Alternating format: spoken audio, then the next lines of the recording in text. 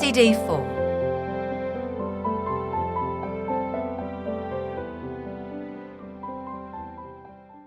Chapter 7.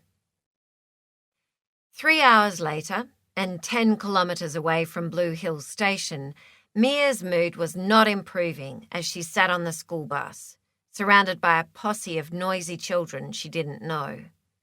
She glared out the window at the passing countryside and scratched at the healing scab on her arm from the motorbike escapade. The landscape looked like the stinking moon. Stunted trees, outcrops of rocks, and dry paddocks with straggly sheep. Not one house, until they rounded a bend and the bus slowed. Of course, the bus driver knew where she was going without her telling him. She hadn't made a sign. Everyone knew everything around here. Stupid place.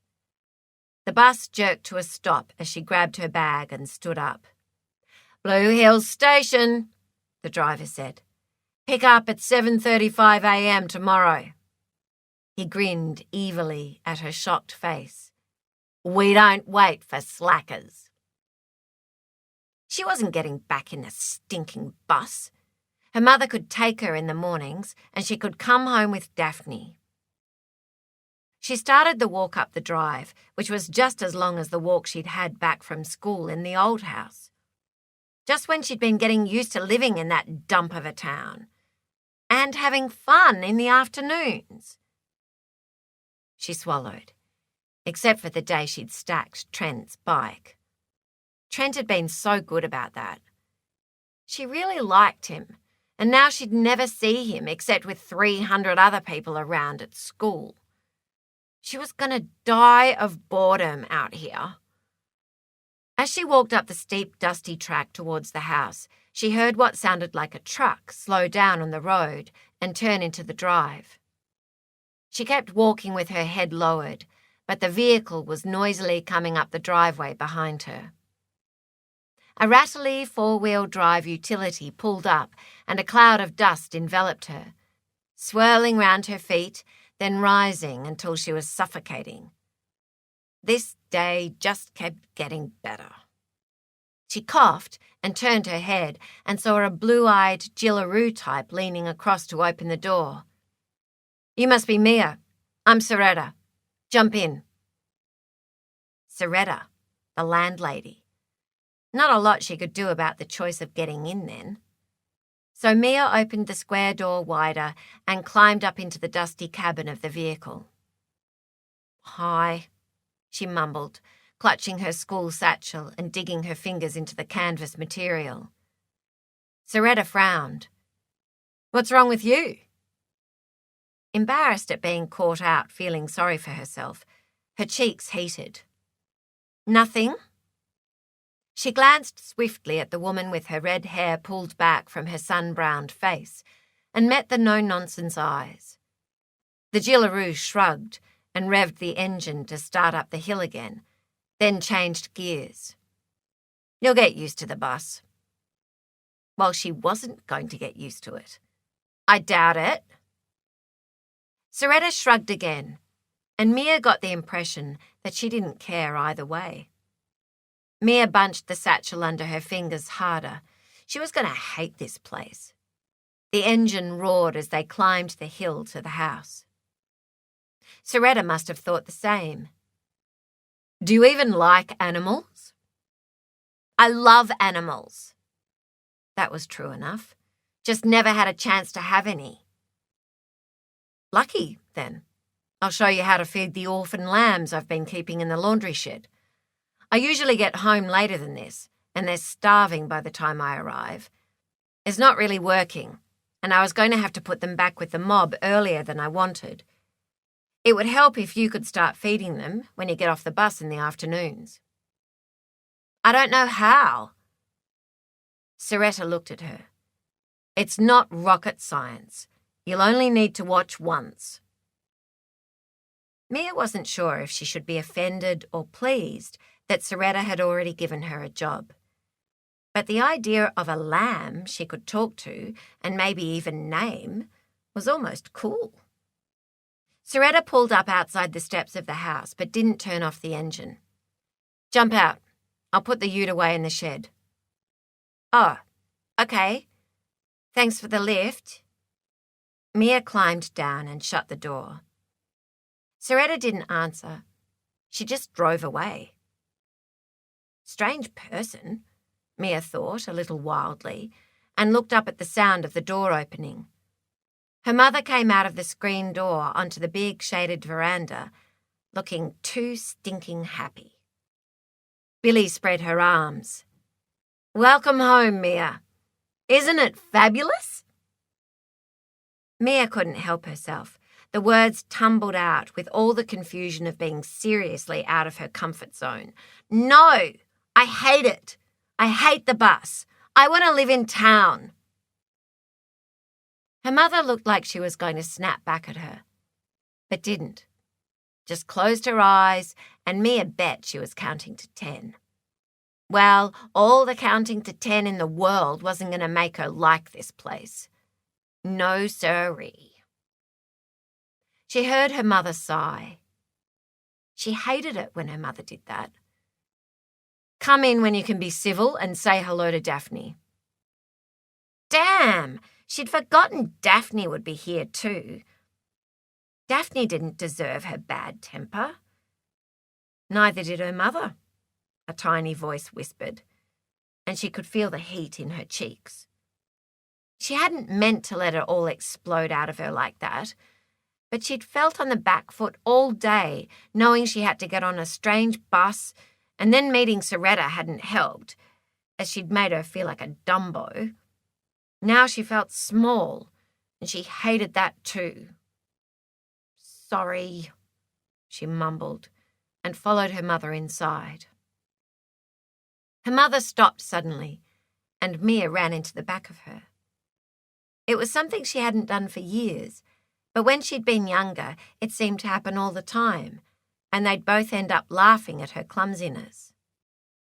For it to occur now, so unexpectedly, after feeling blue for most of the day, made Mia giggle like the little girl she used to be. Billy turned and leant forward to hug her daughter. "Thank goodness for that. Give it a go," she said quietly. "I think this is going to work out fine." 10 minutes later, Mia followed Soretta down the steps and across the yard to a leaning outbuilding that looked like it had been there for 100 years. It probably had, though the house was pretty cool. They passed a heavily pregnant brown kelpie and her mate, a black and tan fellow with pointy ears and a bouncing step. Mia loved dogs, had always wanted one, and she bent down to pat them both. She looked up at Soretta, who was watching her. "What are the dogs' names?" "George and Gigi." Mia repeated the names in her mind so she would remember, stood up again and marvelled at the swinging teats of the mother dog. "When are the pups due?" "Soon. I'm making her a safe place." When Soretta opened the shed door, Mia saw a big old child's playpen in the corner of the floor, sitting on a tarpaulin, and 2 eager, creamy lambs butted against the bars. Soretta said, "I put them inside when I come home, and we let them back into the lamb yard in the morning. There's a pack of wild dogs getting pretty cheeky at the moment." Mia shuddered, and her attention was again fixed on the fluffy animals. They were like toys. She could feel her mouth curve as she fought to remain disinterested. She really hadn't wanted to come here, but it was too much for her. "So what do you feed them?" Mia lounged against the door and tried not to laugh out loud as they gambolled and jumped with the excitement of approaching milk. Soretta raised her eyebrows, didn't say anything except, "Pseudo shepherd, 250 mils twice a day." She watched Soretta walk towards a cracked slate bench top beside a steel sink with those old brass laundry taps you saw in books. Then she watched her pick up a bottle she'd had soaking and tip the water out of it. "How many scoops in the bottle?" "Are you interested in taking on the job?" Soretta said, her tone non-committal. Yes, but she didn't want to fall on her neck. "I suppose so." Apparently that didn't wash. "If you don't want to, that's fine. But there's no suppose about it, Princess. They die if you forget." Mia could feel her cheeks warm. The boss lady was no pushover like her mother, but very strangely, that was okay. She stood up away from the door and dropped her fake disinterest. "Yes, please. How many scoops?" Soretta pointed to the bag. "Read it." "I can tell you, but if I'm not here and you forget, how are you going to find out? You'll need to do it in the morning and at night. As they eat more solid food, we wean them down to 1 feed before we let them out." When Mia learned the correct number of scoops, Soretta showed her how to make up the milk powder and put a teat on the end of each bottle. When they pushed the teats through the bars of the playpen, Mia laughed out loud at the eager way the lambs butted against the bottles. She glanced at Soretta shyly. "Thanks for showing me." "One less job. Though we've got a few weeks of lambing to go, so you'll probably end up with more before the season's over. My granddad reckons it's a waste of money when others are dying, but I need the comfort of them sometimes." Mia nodded. "I can see how they'd make you smile." Her face felt stretched in a grin so wide she thought it would split as tiny woolly heads bumped their wet noses against her knees through the playpen columns. And there would be puppies to come, too. Brand new puppies. She couldn't wait. "In the morning, drag the tarp out and hang it over the fence, and bring it back in before you bring the lambs back for the night." She gave Mia a penetrating stare. "You right with it?" "Sure." She'd have to be. Soretta could be a scary woman. It was only later that she realised that while she was feeding the lambs, she'd somehow forgotten about her own bad mood. 3 days later, at the start of the new week, Billy paused beside Morgan's desk and waited until he looked up. "Thanks for coming out on Friday and helping with the furniture." She just might have caught the hint of a smile there in his face. "You're welcome. It looks like an interesting setup." Billy thought about the occasional territorial awkwardness that seemed to have all but disappeared by Sunday night. "We had a great weekend." She laughed. "For a couple of single ladies looking for a home with a difference, it's perfect. And Mia loves the animals." He raised his brows. "Hope Lachlan finds it convivial when he comes home from the hospital. I'm afraid it's not my idea of fun living with that many women." Now, why would he say that? And the fact that she was spending a little time worrying about the same thing made him even more annoying. "Grrr. I was thinking you seemed like a bit of a misogynist." She felt his scrutiny like a warm breeze, appreciative yet impersonal and sparing nothing. She wasn't sure how he did it, but it couldn't be misconstrued as sexual, more analytical, because she felt like she came up short every time he did it. "Oh, I like women all right. Just not en masse." She tossed her hair back and straightened. "I like men, just don't want to live with one." The words and a long look reverberated between them. Finally, he said, "I'll remember that." She stepped away as if she'd forgotten the conversation already, but could feel his eyes on her back. Well, for goodness sake. She'd just said thank you. She hadn't asked for a discussion about whether she'd done the right thing moving out there.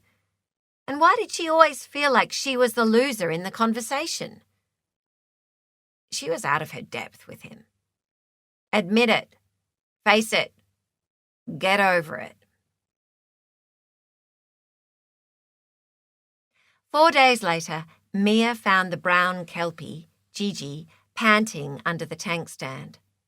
She'd been checking every morning before she went to school and as soon as she came home in the afternoon. All the angst about moving out of town was forgotten as the lambs and the dogs and the speed with which she was learning from Soretta had captivated her in a way she hadn't expected. She certainly wasn't going to tell her mother how much she was loving it all, but she had to admit that life was pretty darn good. They even had a 4-wheel motorbike that Soretta said she'd teach her to drive.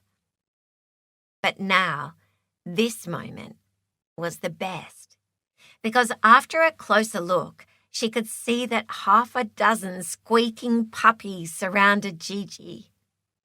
Mia gasped as she peered under the shade of the tank. The dog looked at her, and then away at her rear end.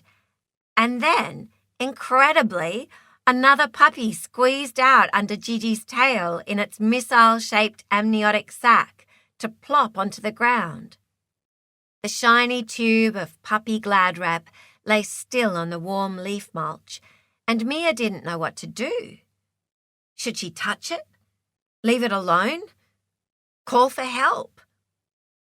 Then Gigi stretched slowly, taking her time, before she licked gently at the sack, until she broke through to the still puppy inside and proceeded to stroke it firmly now with her tongue until the little head with its tightly shut eyes lifted up and whimpered. The unhurried pattern of resuscitation was the most incredible thing she'd ever seen, and Mia's respect for the animal kingdom soared. This was a moment in time that crystallized into a thought that had been growing inside her all week. She actually knew what she wanted to do with her life. Now she understood how her mother could say she'd always wanted to be a flying doctor. Mia got it, because, as of this moment, she wanted to be a vet. Gigi wagged her tail, as if to say, "Look what I've done." "Hello there, Gigi, you clever thing," Mia whispered, and waited to see if the dog was unhappy about her presence near her puppies. But Gigi just wagged her tail more. "Okay, then let's have a look and see how many you have." Careful not to get too close, Mia counted the puppies. 4 brown and 3 black with brown markings. 7 babies. You champion. So cute. Eyes shut and squirming, the puppies wriggled and squeaked, and Gigi pushed them around with her nose, upending each one to check its tummy. And Mia could have watched for hours. But she wanted to share the news with someone. Then another one arrived, and it all began again. Instilled with faith at Gigi's natural capabilities, Mia knew it would be okay to leave her so that she could tell Daphne. Easing away slowly, Mia stood and ran back up the stairs to Daphne, whom Mia felt had been a part of their lives for years, not weeks. "The puppies are here!" she called. Daphne came out wiping her hands on a tea towel, and her face lit up. "That's exciting. Show me." Together, they crept back to look over the edge of the rockery to the small enclave Gigi had decided was much better than the nice bed Soretta had made for her in the shed. "Why didn't she like the shed?" Daphne asked, and Mia frowned. "I thought about that. Maybe it just smelled too much like humans. I'll ask Soretta when she comes home. Do you think she'll let me keep one?" Daphne tilted her head. "Your mother?" "No, I meant Soretta," Mia said.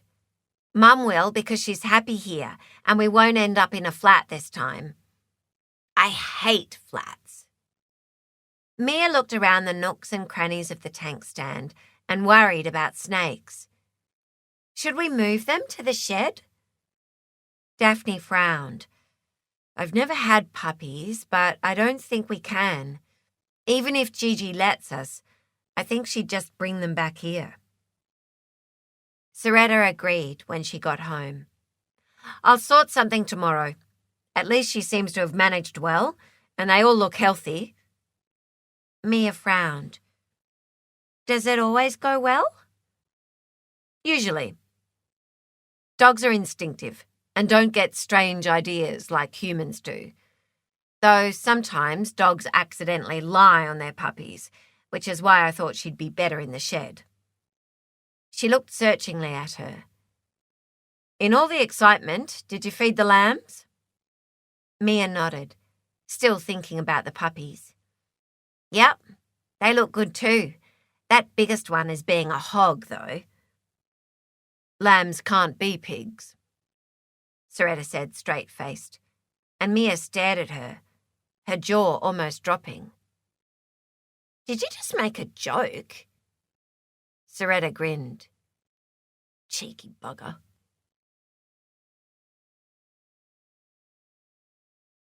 Chapter 8.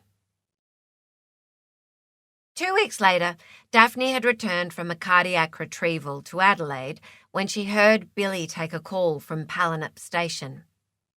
She listened while she restocked the cupboard. The door was open so Daphne could hear the conversation clearly over the loudspeaker. Pallinip Station here. We need the flying doctor.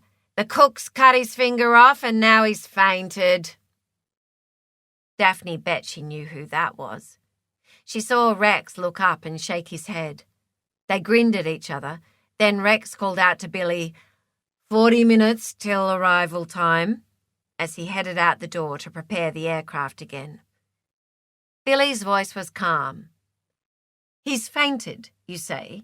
Is his breathing okay? Yep, and he's got a hard head.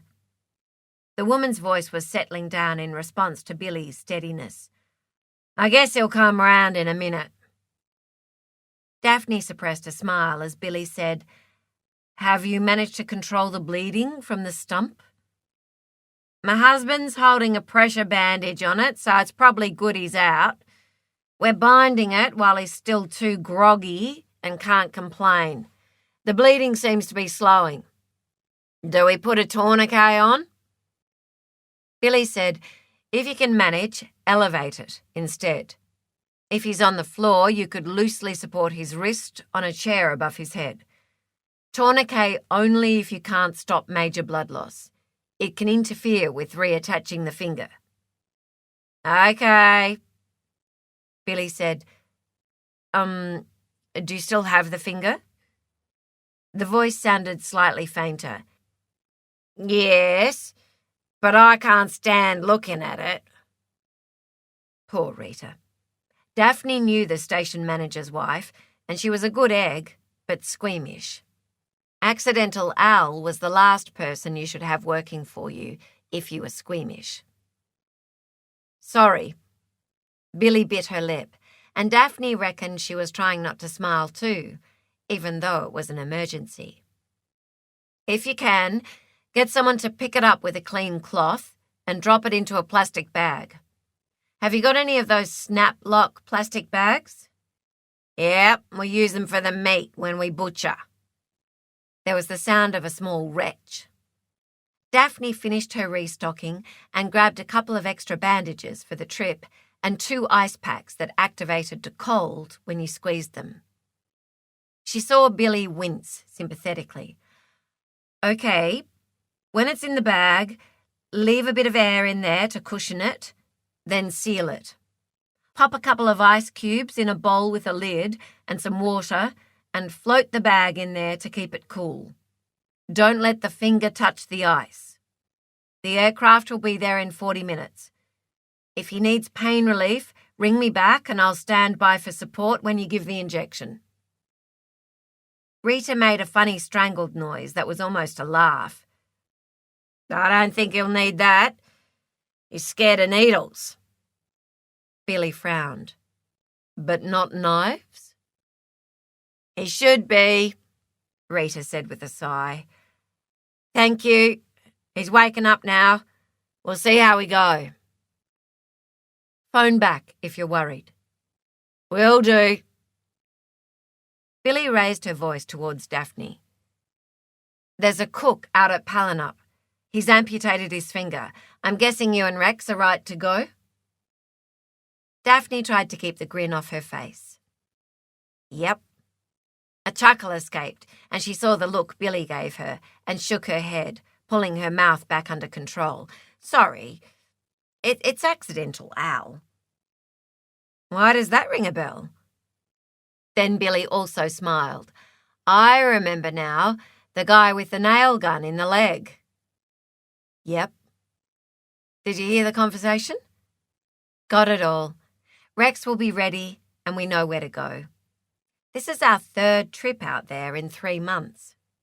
The first time, he got buried under a pile of hay bales trying to catch a rat and almost suffocated. It's a wonder he's still got a job if he's that accident-prone. Yeah, well, he drinks a bit, but the guy is an absolute champion, cooks like a dream, and has a heart as big as the desert. Hard to fire him, I guess. When Daphne and Rex arrived at the scene, Al was sitting sheepishly and a little pale in the front seat of the boss's utility waiting for the plane. He had a lidded ice cream container on his lap. Daphne couldn't see through it, but assumed it held the severed digit. Hi, Al, Daphne said breezily. How's the pain? Okay. She wasn't surprised. She guessed that Al's incredibly high pain tolerance was nature's way of compensating for his attraction to disaster. She took his pulse and blood pressure, and they were remarkably normal. Typical Al. Gonna pop a cannula in, Al, in case it starts to bleed in flight. The young man tinged green, and Daphne remembered his needle phobia. You know they'll have to put one in for theatre, so at least it'll be already there. You never hurt me, Daphne. He shuddered. It's just the thought. When did you last eat? Just before I started cutting up the veggies for lunch. Daphne checked her watch. So 11 a.m.? Yep. Last drink? You mean me last blinder? Daphne laughed. I'm guessing that was last night? She hid the flash of the needle in the sunlight as she wiped his arm. Deftly, she inserted the cannula and Al didn't notice. There was a high-octane emission occurring every time Al breathed on her. I meant the last time today you had water or non-alcoholic fluids, so I can tell them for planning your surgery. Just a mug of tea this morning. Okay, so no more food or fluids till they've seen you. You know the routine. Al sighed. I should. He looked at her with his big blue eyes, confused by the vagaries of fate. Why do you reckon this happens to me, Daphne? Daphne smiled gently. Why do you reckon it happens after a blinder, Al? He shook his head sadly and sincerely. It's a bleeding mystery. That's what it is. All was right in Daphne's world. She and Rex had left their patient in Adelaide, where he was on the way to surgery to reattach his finger, and they were on the home run, with just the two of them in the aircraft. Rex always invited her into the cockpit when they had the chance, and she loved it. It wasn't often, though, that they had no other passengers. The service actually encouraged the nurses to observe the habits of the pilots in case of pilot illness in an emergency, and Daphne had no problem observing Rex. The cockpit smelt faintly of Rex's inexpensive, old-fashioned cologne, one that her ex-husband would never deign to use, thankfully. and she decided again that she liked it very much. They'd taken off in silence, Rex murmuring to the tower via his microphone, and she allowed her gaze to rest briefly on the hand holding the control. A strong, work-worn hand, with piano-player fingers, guiding the aircraft not just by science and technology, but with an inherent instinct she'd admired in dire times. She admired it now just for the pleasure of it.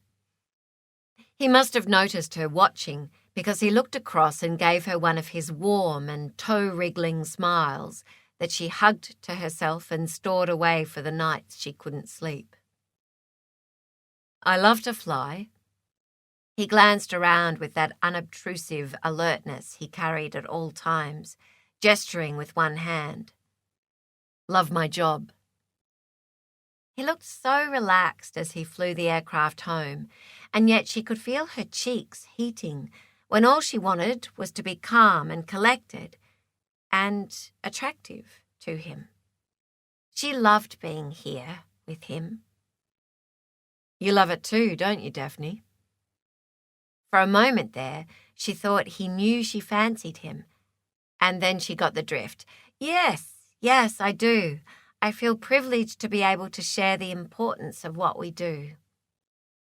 He nodded, looking happy. "That's exactly how I feel." But at the moment, she was thinking how much she enjoyed these quiet times with Rex. How he'd never look at her the way she dreamt he would, but that it was okay. She was happy with this. She breathed in deeply and basked in her surroundings. She never tired of the expanse of sky and land in front of her. It was magic looking out of the cabin windows down the back, but nothing beat the uninterrupted vista of the cockpit and the view ahead. They flew on over brown land with darker snakes of dry creek beds and the occasional slag heap of an abandoned mine. Rex broke the silence and interrupted her thoughts. "The Silver City Cup is on back at Broken Hill next month. You ever been?" "No, never been," she said. "I didn't know you were a punter, Rex." "Not a punter. I'm just a mug. I do like the country race meets, though. Thought I might stay a couple of nights. I'd like your company, if you want to come." Daphne froze, and the view outside the window pixelated. She slowly turned her face towards him, but he was looking straight out the windshield at the sky ahead. That was good, because she knew her cheeks were an ugly red and getting redder. She turned back to the window and moistened her suddenly dry mouth, tried to keep the nervousness out of her voice. "Be nonchalant," she ordered silently. "I'd like that." She turned back to see him grin at her, and she stored that one away too. "Fine. We'll sort it out next week." That afternoon, on the main veranda overlooking the paddocks, the blue hills were splashed with the gold of sunset. 4 wicker chairs and a couple of side tables had gravitated to where Daphne and Billy usually settled in for their half hour before tea. There was a lovely view over the blue bush and shiny outcrops of rocks and down to the road, while the actual heat of the sun was shaded by the big gum tree beside the house. They'd started the ritual of an evening cup of tea so that they could all sit together, relax, or just chat about their day or whatever was coming up, and even Soretta had begun to drift in to join them. Daphne thought about the day. There was only her and Billy so far, and they sat in companionable silence. She thought about Rex's offer, about how much she'd been hurt before because a man had believed she was more than she was, and how terrified she was that it could happen again. She checked that Mia wasn't on the other side of the kitchen window before speaking in a low voice. "Billy, Can I ask you a personal question? Billy looked up from the iPad she was skimming, switched it off and sat up straighter, giving Daphne her full attention and making her nervous once more. Sure, Daphne. We're friends, aren't we? Warmth stole under her ribs and her nerves settled a little. I like to think so. Billy leaned over and topped up her cup with the teapot. We are, and I value your friendship. So spill. Thank you. I value your friendship too. I guess it's more advice that I'm after. Billy raised her eyebrows, giving her a slow smile. About a man? Because if it's about men, I'm not so hot on that subject. She shrugged. Daphne laughed. Good. I won't feel so stupid then. Have you had boyfriends? I've had dates, Billy said cautiously. Daphne could sense a thread of something darker in her new friend's voice. Billy looked pensive before she said very quietly, and one short, very bad relationship that should never have happened. But that was a long time ago. Daphne checked that they were alone again and lowered her voice further.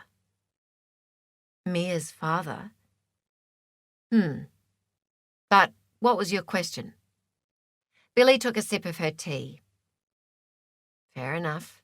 Stop prying, Daphne, she scolded herself.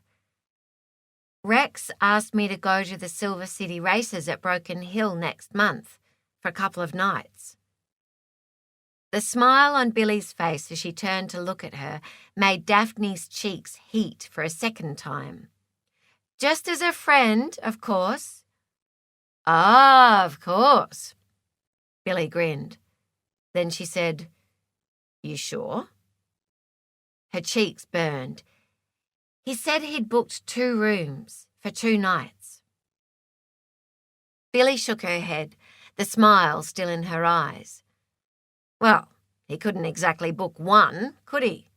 That would be presumptuous. I'm very pleased for you. If I'm not mistaken, you've actually noticed Rex's sterling qualities before. You were watching him pretty closely when he was moving furniture. And you were watching Morgan, Daphne remembered with delayed insight. But then, as if ready to say it out loud properly, she admitted, I do like Rex. A lot. But I didn't think he'd ask me out. Daphne still marvelled at the unexpectedness of it. And to make it more stressful, he's bought tickets for the race marquee. I used to be horribly shy at social events, which was tragic as far as my ex and my father were concerned. Thankfully, since I've been nursing, it's helped me realise what's really important to me. So I'm not so bad now. She shrugged. But I'm a little worried I'll pick the wrong things to wear. I don't know if I want to put myself through that. There. It was out. And now, she hoped, Billy would help her get a grip. Billy smiled reassuringly, and it sort of helped. But it's not like Rex doesn't know you better than a lot of other men. He probably wanted to spoil you with the marquee. It's not usually something men choose for themselves. You'll be fine with Rex. He's seen you in action, Daphne. The real you. You're a star. The heat rushed back into her cheeks. No, I'm not. Billy frowned. I can see I'll have to stand beside you at the bathroom mirror every morning and make you say it. Daphne is a star. They heard footsteps, and Soretta crossed the yard just as Billy said the words, and she smiled at them both as she leapt up the steps. You are, you know. She turned to Billy. You should have seen her the day my granddad was hurt. The plane steps came down, and Daphne striding across with her kit was the best thing I've ever seen in my life. Soretta's eyes glinted with the memories, and she brushed the moisture away. "You were incredible," she said to Daphne, "like a machine saving his life." She leant down and hugged her warmly, which was all the more surprising because Soretta didn't give away hugs liberally, and Daphne thought her throat was going to close. "I'll never forget you saving my granddad that day." Daphne swallowed. Her own eyes filled, and her face felt hot. It was probably all blotchy with emotion. "Stop it. I was doing my job. You did everything better and faster than I'd seen it ever done before. And when I thanked Rex, he said you were the awesome one." Rex thought she was awesome? There was the problem. She was none of those things. And he'd see it when they were surrounded by beautifully dressed and assured women at the races, just like her ex had. Just like she'd always been a disappointment to her father, despite her many step-aunties trying to make a silk glove out of a sow's ear, as one of them had said. "Just say thank you." Billy patted her arm. "Funny how that's one of the hardest things we seem to have to do." Soretta nodded and agreed. "I know. If someone says you do a good job on the station, I wince. It feels undeserved. And I usually end up saying something stupid like, not as good as I should. And then I think, hang on a minute, I'm doing a freaking fabulous job here." She shrugged. "Must be a woman thing." "I think so." Daphne thought about Morgan, or even Rex. Rex would never say he wasn't a good pilot if someone complimented him. "Let's make a new pact," Billy said, "about compliments and accepting them. We will practice." "Oh, Lord. And if you want me to come shopping with you for a new frock, bag, shoes, whatever, just let me know." Billy's suggestion was tempting, but all Daphne could remember were the horrible times when she'd been dragged and pulled into clothes she hated. "Thanks. I'll think about it." With dread. "Where's Mia?" Billy looked past Soretta towards the shed. "She's in with the puppies. That girl can't get enough of them. Then she said she was going over to check on one of the lambs we weaned. She'll be fine." Daphne's gaze met Billy's in shared amusement. What Soretta meant was, she'd better not get into strife, or else. The day dawned hot and dry, like the 100 before, and it'd just get hotter. Soretta glared accusingly at the cloudless sky.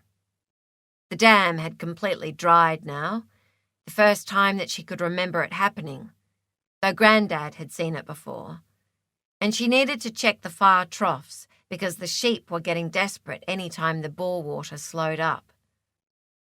Yesterday she'd seen 2 small kangaroos in there with the sheep, trying to catch the water as it pumped from the bore. She checked the house tanks last night, and they hadn't used as much water as she'd feared, considering the influx of people and the extra drain on water resources. Her housemates were good people. The phone rang, and she grinned to herself because she'd have to answer it.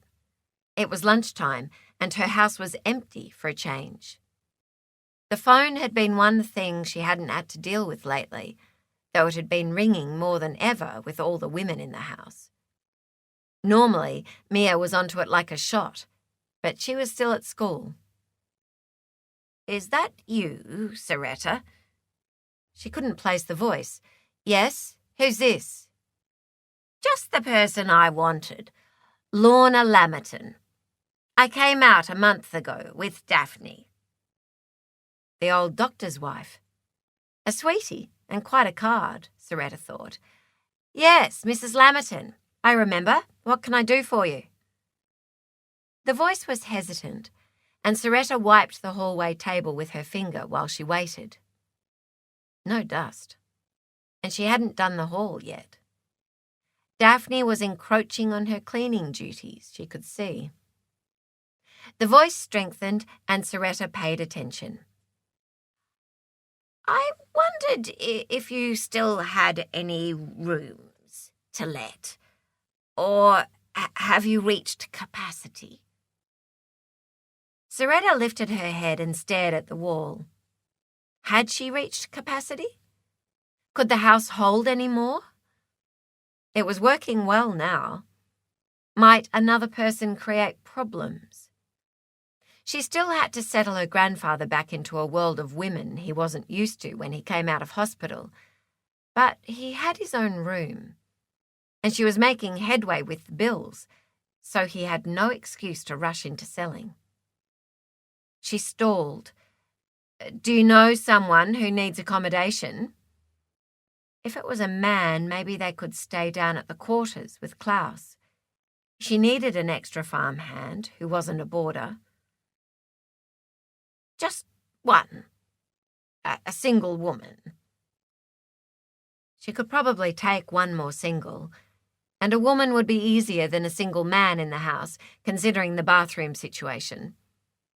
Another $100 a week, and that was decent income once a month, until the rain came. "Do they know it's a shared bathroom? My grandfather has his, but the rest of us share." "It's for me, dear, just for a couple of months, as a wee break for my son and his wife. Just for a holiday, with all you lovely ladies." Soretta tried to keep her face straight. It would be a wee break for Lorna, away from her son's wife. Interesting times coming up. "In that case, I'm sure we could fit you in, Mrs. Lammerton. When would you like to come?" "I was thinking a taxi could bring me out tonight." "How about I pick you up after I visit my grandfather this afternoon? Around 5? "That would be lovely." Billy put down the note Soretta had left and smiled at Daphne. "You say she's 80? "Turned 80 recently. She was an outback nurse 50 years ago, and she's quicker on her feet than I am." Billy looked sceptical.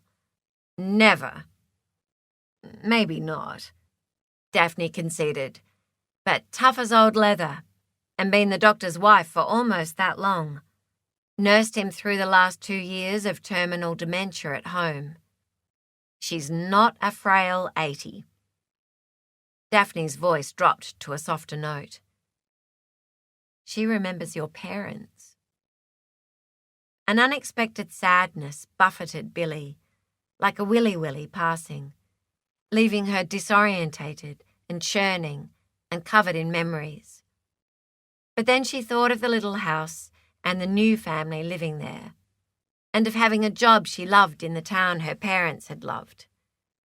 It was good to be back in Mica Ridge. Last week she'd taken Mia past her old home on the way to school and talked about her memories of growing up there and in the town. Mia had listened quietly and even leaned across and kissed her before she'd got out. After a minute, Billy said, "I've never known anyone except for my aunt who remembered my parents." "Lorna said you were young when they died." 16. The same as Mia is now." Billy thought about that and shuddered. Who would look after her daughter if anything happened to her? She forced the words out in as light a tone as she could manage. "There aren't any aunts left now, so I'd better stay healthy." "I'm sure you will." She heard the hesitation in Daphne's voice. "But remember, Mia is your daughter, and she's had the best example of what rising above heartbreak and challenges means." There was actual comfort in those words. and the fact that Billy had set up a trust fund that ensured Mia would be housed and educated for as long as she needed. Still, Billy looked at this woman she'd known for barely a month, and except for those first few years when Mia had been young and her aunt had been there, she'd never had a friend like Daphne before. "How did you get to be so wise?" "I'm not wise," Daphne said. "I better get back to the kitchen. Wise cooks don't let their cakes burn." "I can't imagine you doing that," Billy called after her. "I'll look forward to seeing if Lorna likes to cook. Maybe you'll have to fight for the kitchen." Daphne turned back, blinked, and then saw Billy was teasing her and started to laugh. "Having to fight for cooking, that would be a change," she teased. They both knew Daphne revelled in it. Chapter 9. Lorna arrived with Soretta at 5:10 in the afternoon. She'd packed 2 old polished leather suitcases, which must have been worth a lot of money in the days before weighing suitcases made leather carry-ons a niche market. Soretta and Mia heaved the suitcases up the stairs with strain on their red faces, while Billy hid her smile and was glad the young ones were here to carry. Lorna Lammerton had dressed for the occasion. Her purple hair had been recently permed and poofed. Her cream cashmere twin set, while it had short sleeves, seemed too hot for the warmth of the afternoon, even though it did set off the beautiful crystal flower spray brooch she wore, accompanied by stockings and black buckled shoes that were definitely too hot. Billy found herself saying, "Welcome to the ranks of the homestead girls," off the top of her head, and she had no idea where that came from, but it amused her. Soretta laughed. Daphne held the door for the straining porters, and Mia followed Soretta, panting, trying not to drag the suitcase down the hallway to Lorna's new room that Daphne had polished to within an inch of its life. Lorna inclined her head regally, but the twinkle in her eyes hinted at the mischief and glee bursting inside her at being here. Billy suspected Lorna was very much looking forward to diving into their world, and remembered Daphne saying how lonely she'd been since her husband had passed away. Billy held out her hand and shook the soft fingers of their new housemate and squeezed them. "You are very welcome, and I, for one, can't wait to hear about your days as a nurse in the outback." Lorna squeezed back. "I remember your mother, dear. You have the look of her. She was a beautiful woman. I'm sure your parents would be very proud of you, young Williamina, back here as a flying doctor. I'm a big supporter of the service." "Thank you." Williamina. Nobody had called her that for years. She stepped back, feeling like she'd just had an audience with the Queen, and Daphne ushered the older lady in after her luggage. Billy gazed after her and had the feeling that Lorna was going to be an interesting and amusing 5th housemate. Lorna was soon ensconced in her room, and Daphne encouraged her to consider the sitting room she used, hers as well. Billy had no doubt that Daphne would enjoy the extra company. She wondered how Mia would find living with an older lady. Her daughter had been very young when Billy's aunt had died, and she'd never had the opportunity to interact with a grandmotherly figure. Another benefit was there would be someone at the homestead practically all the time now, and perhaps Soretta's grandfather might be able to come home from the hospital a little earlier than he otherwise would have. That would have 2 effects, at least. Hopefully, Lachlan would be happier in his own house than the hospital, though now that it was full of women it would be very different to what he remembered. And the other positive would be that Soretta would be able to cease her time-consuming trips to town to visit him, and the costs involved in that. The phone rang, and Billy picked it up before Mia could swoop. It was Morgan, brief and to the point. "Head into town, will you? We're on standby for a major incident. Bring Daphne." She didn't bother to ask why, just popped her head into Lorna's room, where Daphne was helping her settle in. "Morgan wants us in town on standby. You right to leave in 5 minutes?" Daphne looked up at Billy, before turning to Lorna, who looked more excited than fazed by the fact that her hostesses were leaving her immediately. "Shoo!" Lorna said with an expansive wave of the hands. "I'll be fine. I lived with a man leaving at the drop of a hat for 50 years. "Silly me. Of course you will." Daphne smiled. "Coming, Billy." They arrived at the base within 15 minutes of Morgan's call, and while it all seemed calm, there was a tense set to Morgan's mouth that Billy could see. She wondered if the others noticed. Rex was there, as were Hector and Michael, though Rex and Hector were on their way out the door to ready their aircraft. "Unconfirmed multiple trauma near Bellygirth Bluff. Sounds like a school excursion bus from Sydney. So possibly up to 20 children and 2 teachers. We're waiting for the local cattle truck driver to arrive on site. He picked up the 2-way call that no one else heard and called us. We'll have to assess the need to fly critical direct to Adelaide and maybe get some help from Broken Hill." "Trauma kits and neck braces then," Daphne muttered and hurried off to the storeroom. Michael followed her, which left Billy and Morgan alone. Morgan was on the computer zeroing in on the apparent site of the accident, and Billy leaned over his shoulder. "I hate these situations," he said. "The waiting for confirmation when you know you could be on your way and maybe get there before someone dies. But both teams will take off as soon as they can." She got that. "Do you know exactly where it is?" He shook his head. "Nope. The call came through on a patchy cell. Somewhere near here." He pointed to the screen. "Our contact is taking a load of goats through the back way and is driving out to find the site. He's got a satellite phone." Just then the phone rang, and Morgan picked it up with slow deliberation. Billy drew a breath and held it. Morgan switched on the loudspeaker. "It's Tom from Cart and Go. Hello?" "We hear you, Tom. Have you on loudspeaker. Have you found the site?" "My word, I've found it. Dog's breakfast is what it is. That bus won't drive again." "Can you give us a location?" Morgan was to the point. Tom didn't seem to mind. "Bellygirth Bluff Junction. The sign says 97 kilometres to the border and 150 to Micah Ridge. You must have missed the turn." Billy frowned at the map. That was near Barbara Tompkins's place. Morgan went on, "Nearest station with landing strip?" She heard Tom say, "I'd reckon Golden Ridge.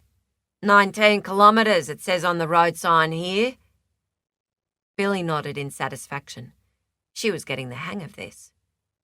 "Right. How many injured?" "Just got here, mate, but I'll put you on to one of the teachers." There was a brief offside conversation, and then a woman's voice came on. "Georgina Harvey, teacher at St Fergus School. Who am I speaking to?" "Morgan Fraser, at Micah Ridge Flying Doctor Base. Georgina, when you're ready, can you give me an idea of the injured to the best of your knowledge, please?" They heard the big indrawn breath as the woman wrestled with composure, and then in a remarkably steady voice she said, "Bob, the bus driver, has had a heart attack, I think. He slumped and the bus crashed. I managed with some of the boys to get him out of the bus, and we performed cardiac massage." She took a shuddering breath. "It worked, but he's in pain, sitting up and conscious." "Good job, Georgina. Sitting him up and keeping him quiet is all you can do now. Can you tell me how many people in total on the bus?" 20 children aged from 9 to 11 and 2 teachers." Morgan's voice was steady and calm. "That's great. Are you hurt at all yourself?" There was another shuddering breath. "No. I bumped my head, but I'm okay. The other teacher has a broken leg, I think, and he hit his head too. He's not making much sense, but he's trapped in the seat he fell into when the bus hit the boulder, and when we tried to move him, he said not to. So I can't do much there." She went on, the words coming faster now that she had someone to share them with. "Luckily, most of the children had their seatbelts on, and the bus is generally intact. I have 2 10-year-olds who were knocked out when they hit the bar on the seat in front, but both are awake now and breathing fine." She gave a shaky laugh. "One girl is a notorious fainter, so I'm hoping hers was just shock. And several others are complaining of being unable to move their arms without it hurting." She stopped, as if the torrent of words had exhausted her. Her voice cracked. "Sorry. Cuts and bruises and crying. I don't know where to start." "You've done a great job already. We'll be there as quickly as we can. We'll stay on the line to give you advice until then." "So what should I do now?" "You started at the most important place. Get Tom to help you check everyone again. He'll help you find any major problems, but it sounds like you have it pretty much under control. Tom will have another first aid kit. Have someone stay with the kids who are knocked out. You right with that?" "Yes." She sounded composed again, and Billy felt her throat tighten in sympathy. People were amazing when they had to be. Morgan was saying, "We'll contact the owners of the nearest station. They'll come out to help until we get there. 2 aircraft will take off in a few minutes with a doctor and 2 nurses." He glanced at the map. "They'll land on the road. So plan on trying to keep people calm and out of the sun until we get there. I'll organise another bus for the walking wounded. Keep everyone together and don't let them wander off." After a tense flight into the setting sun, Billy, Daphne, Michael, the 2 pilots, and all their emergency gear were driven the 100 metres to the crash site by Lionel, Barbara's husband, who shook Billy's, Rex's, and Daphne's hands warmly, his big eyes crinkling with a flash of pleasure at seeing them. "Prefer better circumstances to see you guys," he drawled, his expression grave as he drove speedily along the dirt track to the crash site. "Barb and Gwyn are down there to help with the children." He slowed for an emu that dashed in front of the car. "Was thinking we might be better moving the ones that are okay to the station and put 'em all up for the night instead of moving them on. But we didn't want to move anyone until you could suss 'em out." "Sounds like a plan," Billy said. "We'll check with Morgan, who's liaising with the school as well." They arrived quickly, and from a distance, the bus looked normal until they got closer and saw the mashed metal on the side wheel from its tangle with a boulder and 2 scrubby trees. A few children were sitting in the shade of a tree with Gwyn and Barbara, who'd come as soon as Morgan had rung her and was dishing out cool drinks and cake. The teacher, Georgina, was much younger than she'd sounded on the phone, and she stood pale and trembling as she waited for them all to get out and take the responsibility from her shoulders. Billy and Daphne shook her hand. "You must be Georgina. What a day you've had." Georgina started to nod, brushed away sudden tears, and Daphne stepped forward and enfolded her in a hug. There. You can relax now. We'll sort it out." She looked around at the ordered chaos. "You've done really well," she said. Billy agreed, and the girl threw a grateful peep at Daphne when she stepped back. "I'm just a wee bit fragile now you're here," she sniffed. Billy smiled sympathetically. "Best time to be fragile is when help arrives. This would be daunting for anyone. let alone this slip of a girl in one of the most remote places in Australia. It got a lot better when Mrs. Tompkins from the station arrived. I'll bet. Billy and Daphne followed her over to the bus, and Michael and Hector veered off to check out the children, who all looked fairly unscathed from a distance. A sheet was slung over the sunny side of the bus to shade the window of the teacher who couldn't move, and Billy, Daphne, Rex and Georgina headed for the driver. The bus driver was sitting on the ground and looked in poor condition, though still conscious. He had a blue tinge to his lips and tongue, and he was slumped up against the side of the bus. Billy decided he would be the first to leave, and crouched down beside him as Daphne moved on to check the teacher trapped inside, taking Georgina with her. Billy opened her kit and removed a tourniquet and 2 cannulas. "Hello there. You must be Bob. I'm Dr. Billy Green. I'm going to slip this oxygen mask onto your mouth while I pop a couple of needles in your arm. That okay with you?" The man nodded grimly. "Sorry for the mess," he said faintly. "Could have been a whole lot worse," Billy said. "You did well. Let's just get you fixed up enough to fly you out to Adelaide." Michael appeared at her shoulder, and she nodded towards her patient. "I'm thinking you and Hector should take this guy to Adelaide." "Yep, no problem. Daphne has another to go. The teacher trapped in the bus. They're just trying to figure out how to get him out." He pointed to Lionel Tompkins, a no-nonsense ex-miner. "Lionel thinks we could cut the side of the bus open pretty easily, so it's looking like we might be taking 2 in flight as soon as that's done.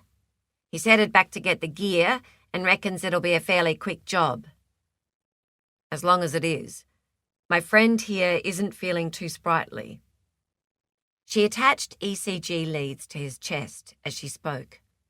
The erratic heart rate bounced up on the screen, and they both studied the cardiac rhythm with concern. Billy didn't like the thought of Bob having another heart attack mid-flight. "I'll see what's happening with the others, and I might travel with him myself." She stood up, and Michael crouched down next to Bob. "Tag," he said, and smiled at Bob. "I'm Michael, the flight nurse. She's the boss." He adjusted the oxygen mask, which had started to slip. "I'll do some more obs while we wait for her here. What do you reckon, mate?" Billy smiled as she walked quickly towards the bus, thinking to herself how much she loved working with these guys, and climbed inside where Daphne was crouched down talking to a man with his leg wedged under the seat. His leg was at a very unattractive angle, and she winced. "That's gotta hurt," she thought, but smiled reassuringly. The man was sucking on the pain relief inhaler, and his face began to relax as she watched. Daphne said, "We'll get his pain sorted. His observations are also settling, and he's stable until they can cut him out." Rex was beside Daphne. "If there's nothing you can do until Lionel comes back with his equipment, I can stay with him if you want to check the rest."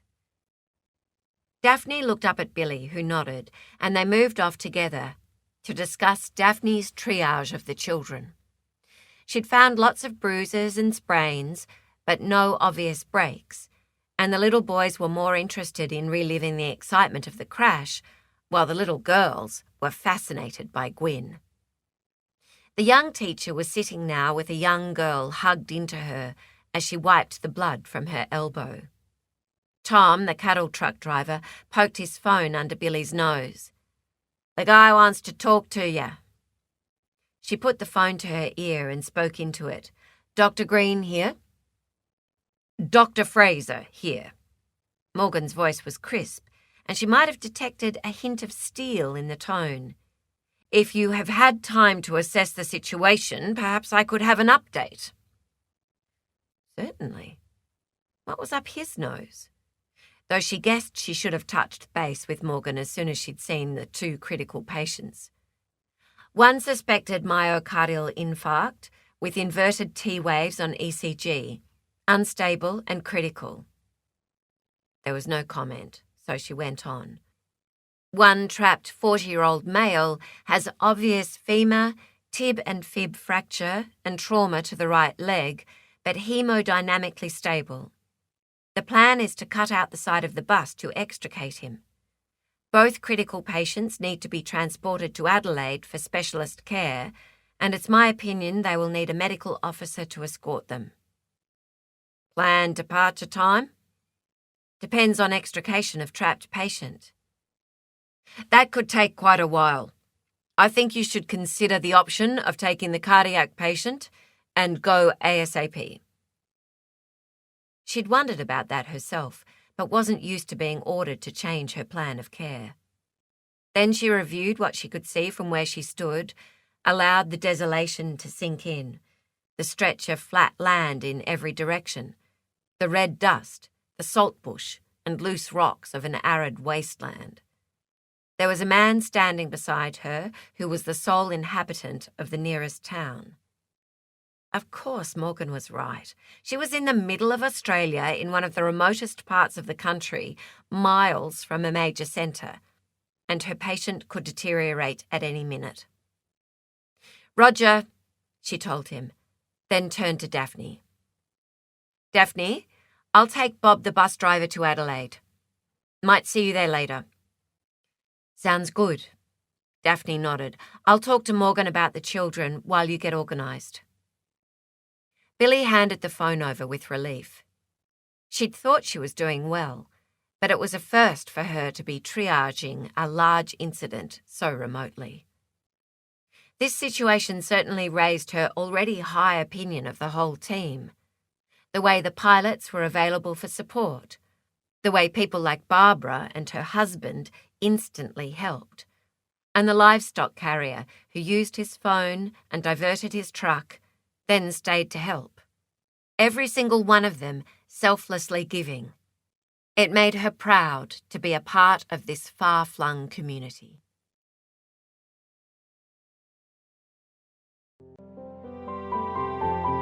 This is the end of CD 4. The book continues on CD 5.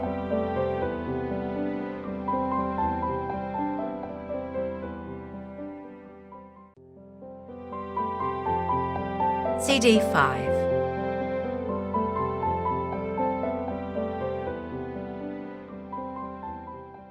Chapter 10. By the time she'd flown to Adelaide and back, Billy's neck was stiff with tension, and her shoulders ached. Her lower back twinged from the crouched position she'd spent so much time in, and it was one of the rare times she wished she still lived at the flat and could soak in the bath. Bob, the bus driver, had been very unstable during the trip, and she wouldn't be surprised if he progressed straight to the operating theatre for more than one coronary artery bypass. Michael and Hector had flown the injured teacher to Adelaide as well, and because they had taken longer to get away, they'd had to stay overnight. Daphne stayed out at Golden Ridge with Barbara in case any complications arose through the night and one of the children needed urgent attention. Morgan was there, waiting for her and Rex at the base when she walked back in late in the evening for her bag. He looked tall and unruffled, and, she could almost believe, pleased to see her. He probably could have gone home and seen her in the morning, but she acknowledged, to herself at least, that she was glad he was there. It had been a big day. "How are you?" There was genuine concern in his voice, and definitely some warmth of pleasure at seeing her. This was a nice surprise. "I'm fine." He studied her, and she must have looked acceptable, despite the fact she felt like she could sleep for a week, because he nodded, and then shrugged, as if explaining to himself why he was asking. "It was your first triage in a major incident. You did well." It was her turn to study him. She felt a little of her tiredness fall away with the relief that he really thought so. She'd wondered, especially when he'd suggested she change her transfer plans. We were lucky. There weren't too many casualties, and the young teacher, Georgina, did a great job. And Barbara and her husband were so good. And the truck driver, he was a card. You have to love the way everyone pulls together out here. Her tongue was running away with her, and she closed her mouth. He nodded. The school got off lighter than they could have with the children.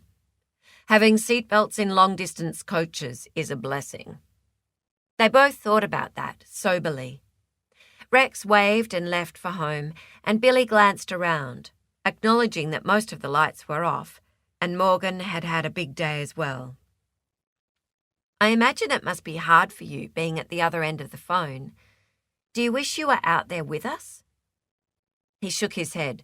Wouldn't do me much good if I did wish that.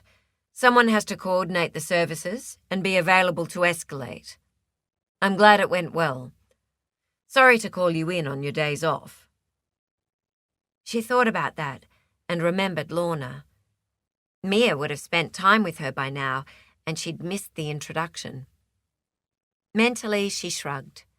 Soretta would have handled it all with her usual aplomb. Have you met Mrs. Lammerton? She's been raising funds for the service for years. His eyebrows jerked. Lorna? Of course. She moved into Blue Hills today. He laughed, and it was a good sound. They were actually having a normal conversation, and despite her tiredness, she didn't want it to end. What's Lachlan think about that? I'm not sure he knows, but I think for us, she'll be fun. She took our quick departure in her stride, no problem. Said her husband had rushed off all their married life. What a menagerie. Excuse me? Billy could almost be offended, but he laughed and steered her towards the door. Just stirring you. Off you go. Then he frowned. Drive carefully. This is when I'm not sure living out of town is such a good idea. I know the shift-working nurses at the hospital do it all the time. I'll be fine. See that you are. He shut the door behind them and waited until she'd opened her car door and slid in before he went to his own vehicle. She started the car and drove away, but she was thinking about the almost companionable conversation they'd had. She hadn't expected that. He'd waited to watch her go, too. She'd have thought he'd had enough waiting today. By the time she got home, things were getting fuzzy with tiredness. It had actually been helpful and quite invigorating talking it through with Morgan, and she was too tired to worry about the implications of that. But as she showered and prepared for bed, she was glad she had the next day off and sank into a dreamless sleep. Mia was sitting with Lorna at the breakfast table. Daphne was at work, and her mother had been called out. Something to do with cover for Morgan, who'd been summoned to Broken Hill for an emergency department heads meeting, and both wouldn't be back until tea time. That left her with Mrs. Lammerton for hours. I have a little fundraiser next week. Every year at this time, I run it, Lorna said as she sipped her tea. Mia decided the old lady was looking at her the way her mother did when she was planning on a spring clean of the flat. They hadn't spent much time together, and now she wished she'd gone early with Soretta instead of opting for a later run out to the yards. That's nice, she said unenthusiastically. It's for the Flying Doctor service. I do a door knock and ask for donations, raise money for equipment. Mia's gaze began roaming around. Stinker. She wished someone else was here. Nobody did door knocks anymore. How embarrassing. Imagine if Trent saw her walking down the street with Lorna knocking on doors. Soretta had left with Klaus at 6 a.m. to start bringing in the mob from the furthest paddocks to separate another mob of now-grown lambs. She wasn't coming back until well after lunchtime. Mia was supposed to slice the corned beef and take it down to the pens at lunch, so she was stuck here for a couple of hours at least. She came back to the door knock thing. Why don't you just email them for donations? Make up a flyer and send it out on the internet. Lorna smiled. Young people. Such good ideas. I know you have a computer, dear, but I really don't understand the internet. And tell me about email. I never quite got the hang of that. An hour later, even Mia was amazed by Lorna's quick grasp of the concepts of Wi-Fi communication. The elderly woman's shrewd questions had her revising her mad old lady label, and together they decided that a web page for their area would be a help, with historical photos, and that it, along with a combined monthly newsletter of current events, could be the answer to avoiding the door knock event. The idea of that certainly made Mia feel more comfortable, because there was no way she was knocking on some stranger's door with Lorna, and she didn't trust her mother not to put her in for it. While Mia pulled a template from the internet for a website they both liked, Lorna dug into one of her leather cases and pulled out a bound folio of ancient photographs of some of the early aircraft and transport methods the flying doctors from the past had used. And all of a sudden, it began to take shape. Lorna even found some black and white pictures of her own adventures as a nurse. "Is that you on a camel?" Mia's peal of laughter had Lorna's crinkled face creasing in an indulgent smile. "Yes, it is, you scallywag, and I'll have some respect for my skirt, if you please." Mia valiantly swallowed back another giggle. "I can't believe you wore a skirt to ride a camel." Lorna shrugged. "It was worse riding the horse in my uniform." "So you actually rode a horse all this way when Soretta's dad was born?" Lorna lifted her head and gazed out the window, as if seeing a different time. After a few moments, she mused. "I did, and rode back into town again, of course." "It's bad enough on the bus." Mia thought about the horror bus trip, although, admittedly, it had improved. And one of Trent's friends had lounged in the seat opposite her and teased her a bit lately. Yesterday's ride home had been almost fun. "Is the bus that terrible?" There was no judgment in the question, just interest, and instead of firing up, Mia had to admit the truth of it. "Maybe it's not so bad. I think living out here is far nicer than in town. Much quieter." "Too quiet." Lorna looked at her. "Have you had time to be bored? I've noticed you've been pretty busy helping Soretta. And the puppies." Again, there was no judgment. Mia had to smile. "Okay, I'm not bored, and I do love the animals, although I wish we didn't have to put the lambs back with the mob when they grow up." Lorna snorted at that. "I can imagine a small herd of house-trained sheep waiting for Soretta's grandfather when he comes home on Sunday." Mia screwed up her nose as she enlarged a copy of a photograph she'd emailed to herself from her phone. Just snapping pics of Lorna's old photos seemed to work okay for insertion on the web page. "That's going to be weird, having a man in the house." She heard Lorna sigh. "It's something I've really missed." Of course, Lorna was a widow, had a whole life and husband and family before she was the purple-haired old lady sitting beside her. A bit of a wake-up call, really.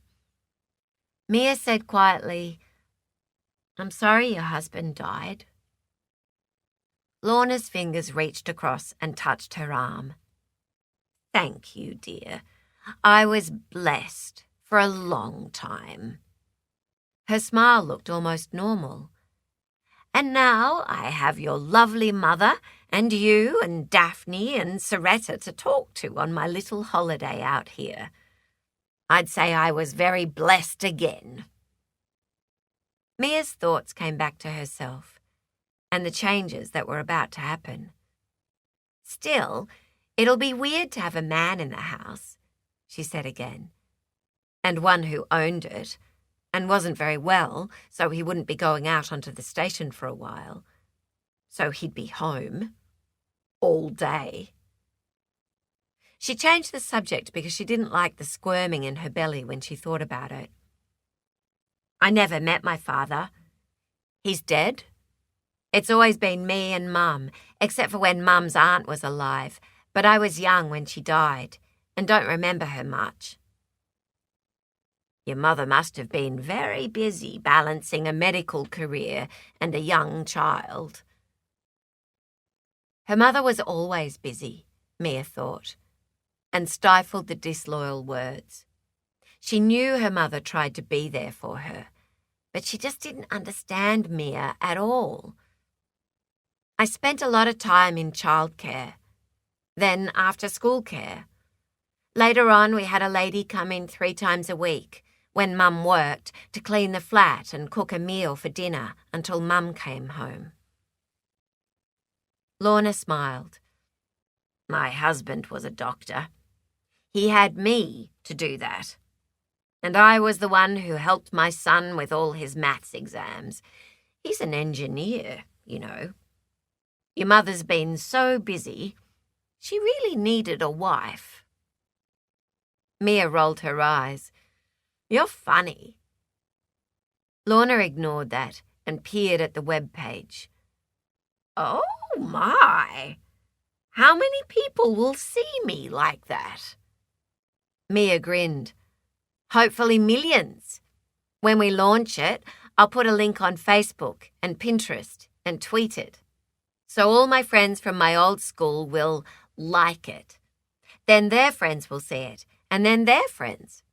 It has to be fun and make people want to show others." Lorna looked doubtful.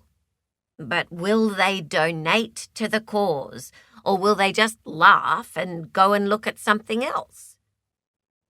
"We need a prize for donating, or an online auction, like a signed picture of a superstar.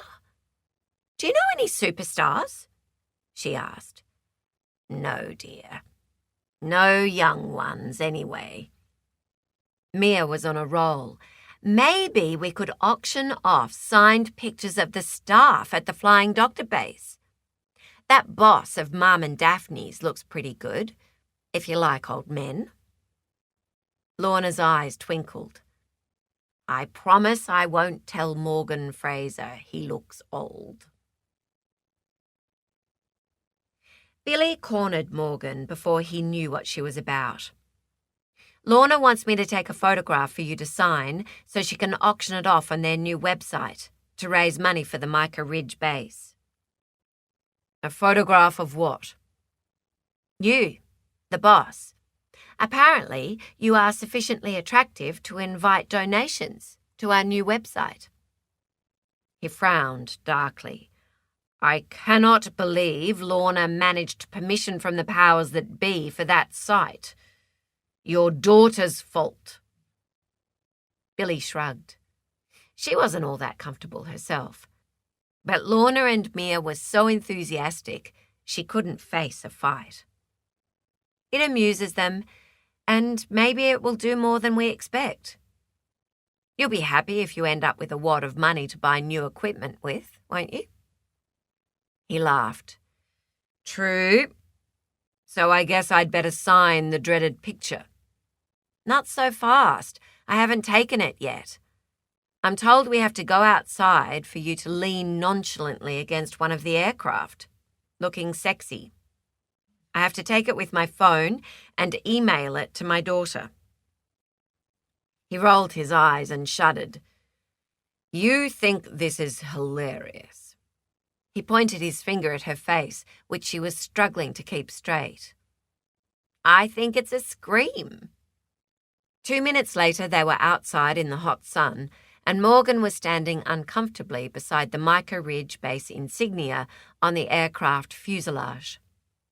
Billy couldn't believe how amusing it was to see the super-assured Morgan looking so uncomfortable. "Come on, big boy. Strut your stuff." "Be careful." Billy giggled, a sound she was not known for. Seriously, this was the funniest thing she'd done in a while. She took her time. "Smile." "Get it over with," Morgan said through gritted teeth. "Now put your hand on the aircraft." "What, and burn myself? The metal's 100 degrees. "Fair enough. You could pretend to. Would still look like it." As she looked at the photograph, she saw a genuine smile crease Morgan's face. "That's better. You're loosening up." "Pop over there next to him, Billy." The voice behind her made her jump, and she spun around to see Daphne holding her own camera. "Come on. A lovely shot with the two of you." "They don't want me." "Just for fun, not for the sight." "And I'm melting here, so get a move on," said Morgan, the voice of authority.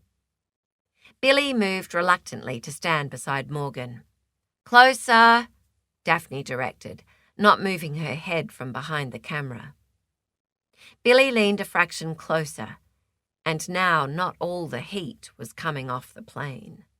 Some of it was building in the tiny space between them, and she could feel her face start to burn. Later that day, when Daphne sent through the photo of her and Morgan, Billy couldn't help the little glow of satisfaction to see herself standing beside her boss. They both looked pretty darn good. 3 days later, Billy felt Lorna's gaze drift over her at breakfast, and she wasn't sure she liked her calculating expression. "I noticed you got home late last night." There was a definite sparkle to the statement. Billy shook her head. "I worked late, thank you very much, doing flying doctor stuff." Lorna sat back. "Oh, I hope everyone is all right." "Everyone's okay in the end. They'll all feel better this morning." "Here I was, thinking you were finally spending time with a bit of male company." Billy tried hard not to let her face show how close to home that remark had fallen. She'd been thinking the same thing herself lately. Had actually woken this morning with some very vivid dreams. That was a first. She didn't even want to think about hot thoughts like that. Certainly not in front of Lorna. Instead, she said, "And here's me thinking you're a nice, genteel lady." Lorna snorted again. "Well, look at you." Lorna nodded her head. "Young, beautiful, and a doctor.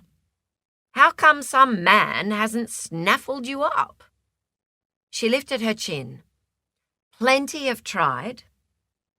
They grinned at each other. "But seriously, I'm waiting until Mia's finished school." Lorna shook her head. "What sort of crack-brained idea is that?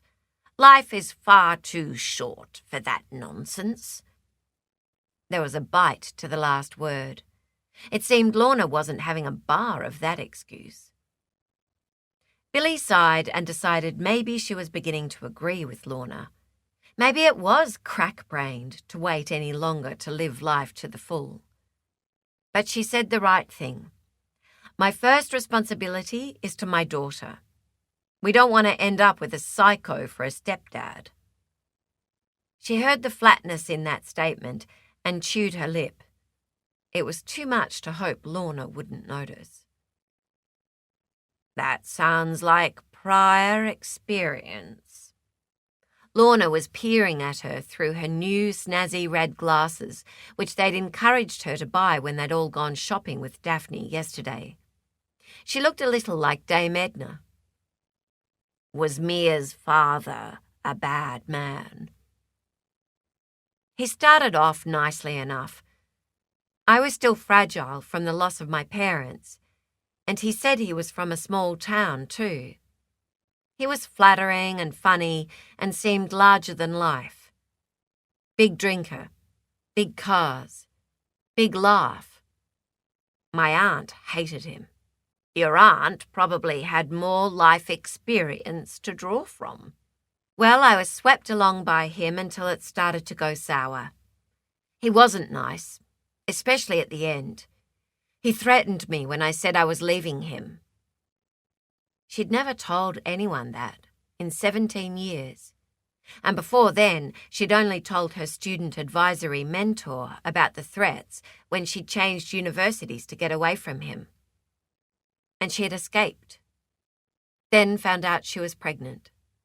And maybe it had made her too wary of men ever since. A bad man, Lorna repeated. And for a moment there, she thought Lorna was actually going to spit the way her mouth pursed. Does Mia know that? No. Billy shrugged away the dilemma that had haunted her all these years. How could I tell my daughter her father was a creep? She lowered her voice. I said he was dead. Lorna raised her brows. And you're not worried he'll turn up one day and bite you on the bottom? Bite her on the bottom. She almost smiled at that. He probably would. But it was a strange relief to actually talk about it after all this time with someone she trusted.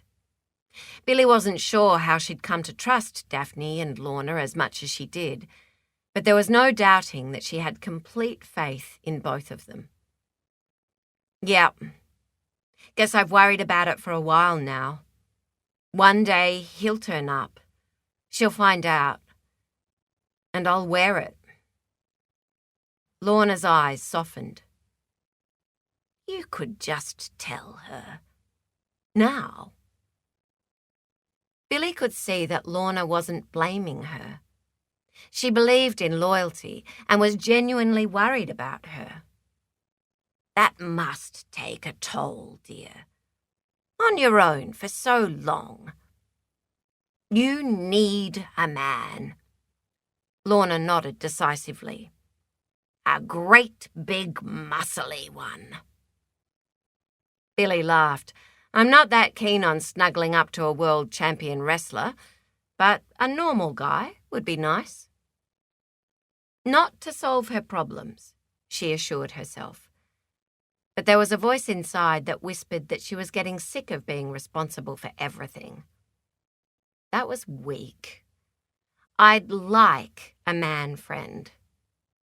Lover would be good too, but she didn't say it.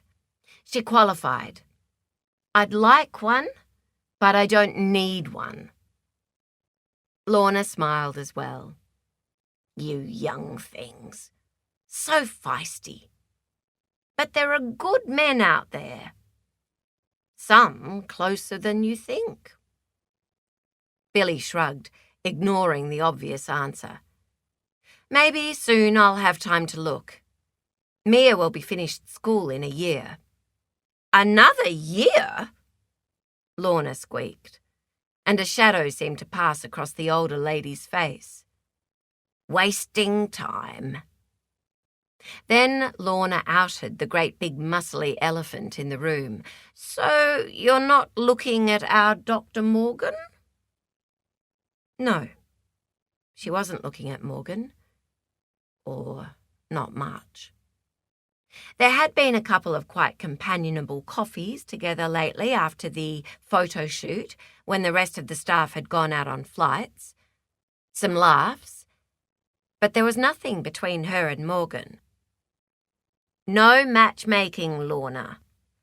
Only if I think there's a need. She sat back and crossed her arms as if to signify her mind wasn't being swayed on that topic. Soretta looks happy. This has been a good move for us all, I think, Billy said, trying to change the subject. Lorna sighed, apparently brought back to the transience of her stay. "I'm certainly having fun on my holiday."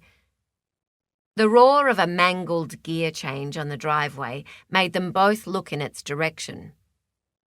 Mia, with her learner's plate firmly attached to the front of the farm utility, ground up the hill.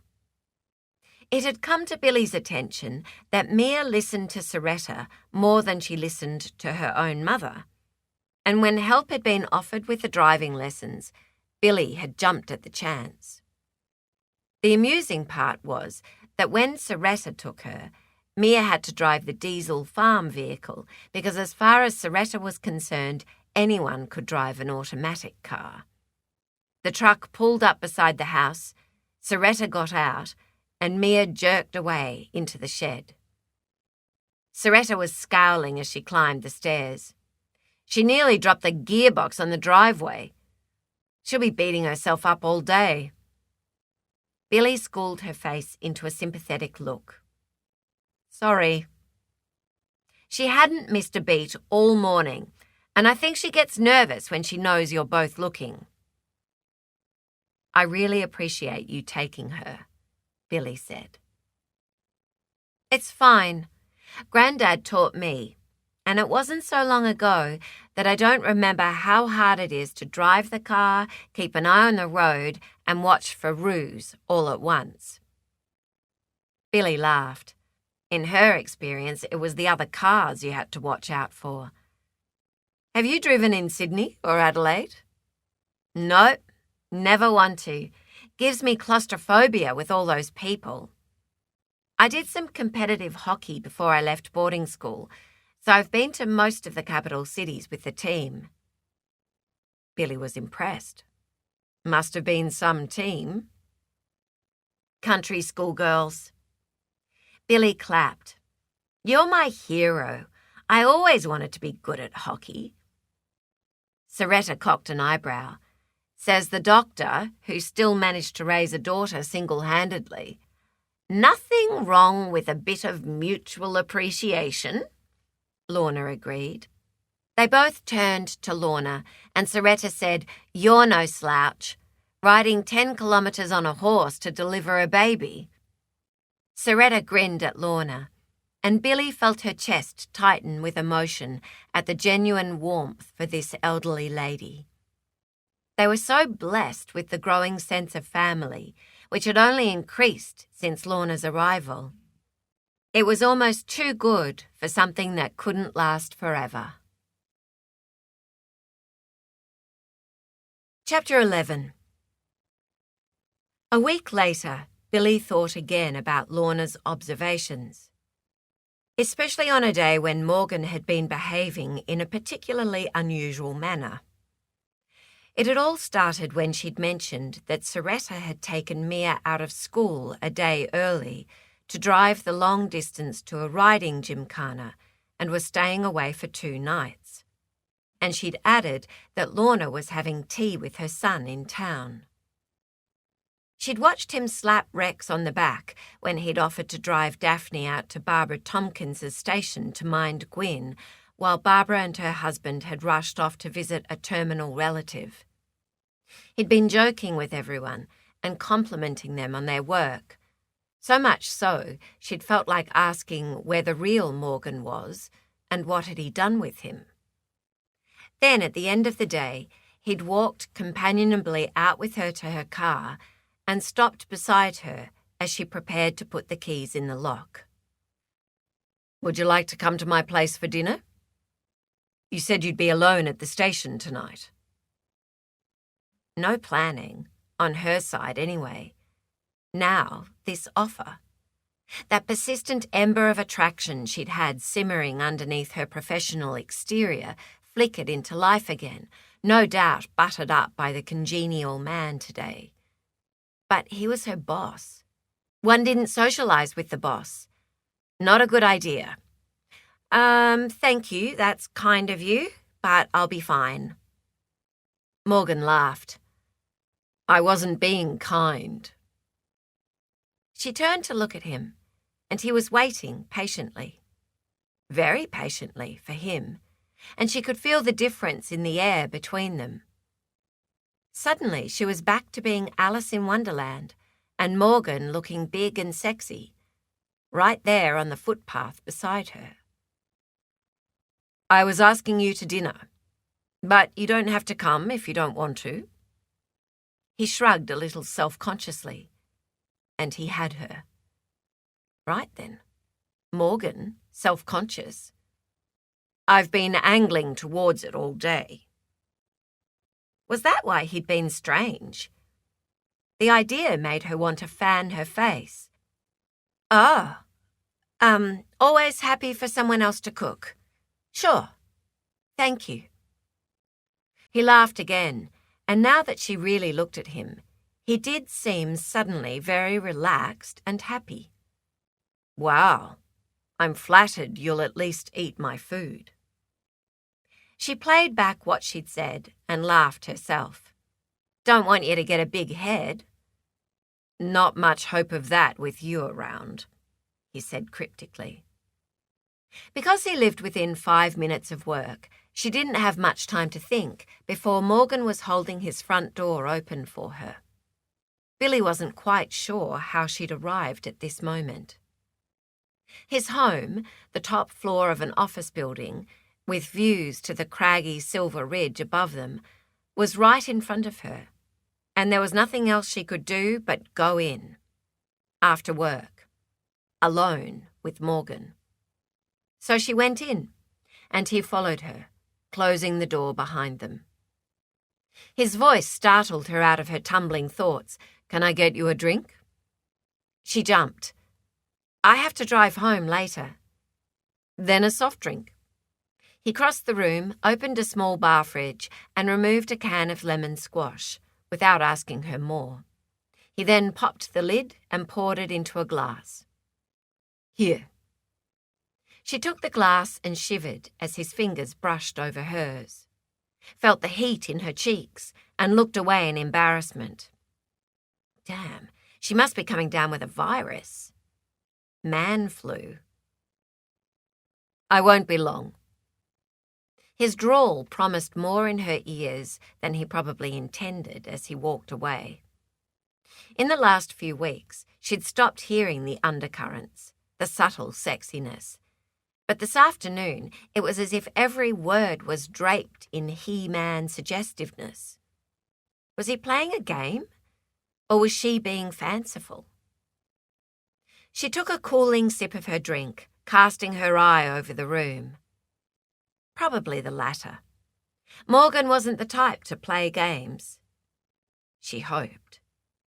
She'd been burned once, and it was a pretty big turnaround for her that she was here to begin with. She wasn't sure what she'd imagined his house would be like, maybe sparse and barren, but it wasn't. There were plenty of points of interest, gum trees in oils on the walls, 2 divine watercolours of native birds, and an old colonial writing desk with a silver-framed photograph on it. She wandered over for a closer look. A dark-eyed woman stared back at her. "Come through to the kitchen," she heard him say. "It's what I like to do." Talk to people in the kitchen? Her brain started working again. Cook? A man who actually liked to cook? He just got better and better. Yep. She'd have thought he'd be a takeaway and paper plates kind of guy. Or maybe that was because that had always been her fantasy. Funny how the idea of Morgan and fantasy sat so well together. She allowed him to usher her in front and direct her onto the stool he pulled out for her at the island bench. The kitchen was really impressive, if you liked kitchens. She was happier to be the observer in this situation. "I see you take your workplace seriously." His brows climbed. "This is the first time you noticed?" She thought of the organised space on his desk at the base and shook her head. "You're right. I shouldn't be surprised, considering what you're like at work." He nodded, giving her a lazy smile that sent a wave of heat from the top of her head to the tips of her toes. Then he began to melt the butter, tossing in some shallots. "Where did you learn to cook?" He shrugged. "My mother was a chef. My father was a lawyer who worked the hours my mother didn't. She encouraged me to try experimental recipes out on him when she couldn't be home. Not all of them were successes, and that amused her. But it was something I actually enjoyed, so I was glad for the opportunity." It sounds fun, though she wasn't quite sure if it had been for him. Morgan smiled. Sometimes it was. He juggled some more ingredients, then shrugged. Until they divorced. I doubt they even noticed they weren't married anymore because they so rarely saw each other. He glanced away from the pan and through to the sitting room as if talking to someone else. I promised I wouldn't have that sort of marriage. They got together at least once and produced something special, Billy said softly. And it smells like you're still a good cook. He grinned at her. And we'll leave that topic there. Tonight I'm making porcini mushrooms, chicken and pasta in cream. Okay? She moistened her dry mouth, trying to pretend nonchalance. That sounds delicious. Maybe she needed a wine after all. If you change your mind about wine, I've got a very nice Italian-style Prosecco, which has a low alcohol content. Just one, then. Or else she'd be unable to go home. For several reasons. Of course. But you'll have to stay more than an hour. He smiled, went to the fridge, and poured a glass from an already opened bottle. I could probably manage that. She took the proffered glass and watched him sear, dice, and scatter herbs and spices, his big hands deft and elegant in their joyful dance over the food. She finished her squash first because her mouth was going dry watching him. You really do love to cook. His hands stilled and he looked up at her, smiled again. I do. Big shoulders shrugged under the loose, open-necked shirt he'd changed into. She wished she'd been able to change. Her own collar felt a little tight, and she was warming up way too much. Even more so if I'm cooking for someone else. Which was exactly the right lead-in for her to ask him about his relationship history. She couldn't help but be curious. So, why don't you have a someone else here all the time? He paused. I'm between guests. She almost choked on her first sip of wine. Lucky me. He nodded. Extremely. She laughed. I'm happy to eat, but I'm not looking for a relationship. No problem. I'm not either. And suddenly, there it was, out on the kitchen bench between the mushrooms and the cream pot. The fact that neither of them was looking for a relationship, but that the attraction was mutual. He fancied her. No strings. And she fancied him. No strings. He said, I've been thinking about what you said on Monday. Your I like men, but I don't want to live with a man comment. She couldn't believe she'd actually voiced that. He went on, I wondered if occasionally we could spend some after-work hours together. Platonic, if you like, to begin with. The air seemed to shimmer as the temperature in the room went up another 10 degrees. His gaze locked onto hers. Billy had the weird feeling the clock on the wall had braked, pausing the passage of time for a moment. He rinsed his hands under the tap on the island bench, then proceeded to wipe them dry with a towel, keeping their intimate connection throughout. Then, still pinning her from a distance, he came around the bench and took both her hands, stood her up until she was in front of him, and she had to look away then, by focusing on her hands. She could feel him waiting for her to lift her face.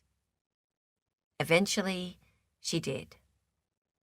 Up close, his eyes were brown, not black. The faint, edgy scent of male and herbs and the light beer he'd poured himself melded into an aromatic aphrodisiac, and she didn't know how to deal with it all. "What do you think?" What did she think? It was impossible to make her brain function. Her mouth felt like the desert. Her wrist pulsated where it was held between his fingers, and she was a touch mesmerized as she looked at his strong jaw. Out of work hours. It's an idea. It might work, she finally managed. Then his head came down, and his full, chiseled lips grazed one side of her mouth before they moved to the other, and she sucked in a breath. Now another subtle whiff of his expensive men's aftershave clouded her already foggy brain, but his lips were on hers, and the room disappeared into strong arms, a rock-hard chest, and a mouth that teased and tasted and tempted her to lose the little control she was hanging on to by the barest thread. She nearly lost it. Only she didn't. She pulled back, and he let her, smiled and said, "I knew you'd taste good." Lemon squash. Billy squash. She wished he'd squash her again, but the whole thing was very close to getting out of hand. A tad explosive at first brush. She widened the distance between them. "I'm suddenly not sure this is a smart thing to do when we work together." "Me either." He helped her sit down again, as if nothing had happened. Maybe not for him, but for her, the world had tilted into a whole new, confusing place. He returned to his cooking. His voice calm, he said, "I meant it when I said I didn't want a relationship. But I'm up for some mutually beneficial company, with no strings." His voice was even, reassuring, like the one he used when people phoned in with an emergency. Billy felt like she was having an emergency. "I have a teenage daughter. I can't be seen slipping off to my boss's for a bit of bump in the night." "I can see that could be a problem." He sighed, and then wriggled his brows suggestively. "How about a one-night stand?" She smiled and shook her head. "Too much on the downside. I'd have to work with you," she added with a little flurry of bravery, "imagining you naked." She shrugged. "Too hard." He smiled, and she was relieved to see there were no hard feelings. Not that kind of hard feeling, anyway. "You have a point there," he said, "which I knew myself." Then he glanced wickedly at her chest, and to her embarrassment, she actually had 2 points sticking through the fabric of her shirt. He didn't comment on that. "It was worth asking, though." She laughed. This conversation was funny and crazy and out of her comfort zone. "Very forward. Will dinner be long?" 15 minutes. And you have 50 minutes before you're allowed to drive." He gestured to the cutlery piled at the side of the bench. "Perhaps you'd like to set the table. Or put on some music." The idea of getting out of the heat of the kitchen sounded excellent. "I'd like that." She gathered up the knives and forks in one hand and her half-full glass in the other, and threw him a wary smile before she scuttled away. She'd like to think she sauntered out, but scuttle was probably more accurate. Billy put the cutlery and glass down on the table in the corner of the open-plan lounge room and fanned her face with her fingers. Holy dooly, that man could kiss. It had been a short one, thankfully. Their first. She wasn't very experienced in kissing. She'd been out with a couple of men over the last 15 years, but she'd never found the concept of casual sex interesting enough to progress to the next level. Until now? The only man she had slept with had left her with scars she didn't want to resurrect. But what if she did want to sleep with someone? What if she wanted to sleep with Morgan? Or stay awake with him? What if she never found someone she wanted to sleep with as much as she might want to sleep with Morgan? Holy dooly, all right. She shook her head, trying to perish the thought. But common sense was the thing that was wilting, not the vision of being masterfully captured in those strong arms. Damn Morgan Blake. But in fairness, it wasn't his fault some guy had tricked her into a toxic relationship a long time ago and had left her with hang-ups.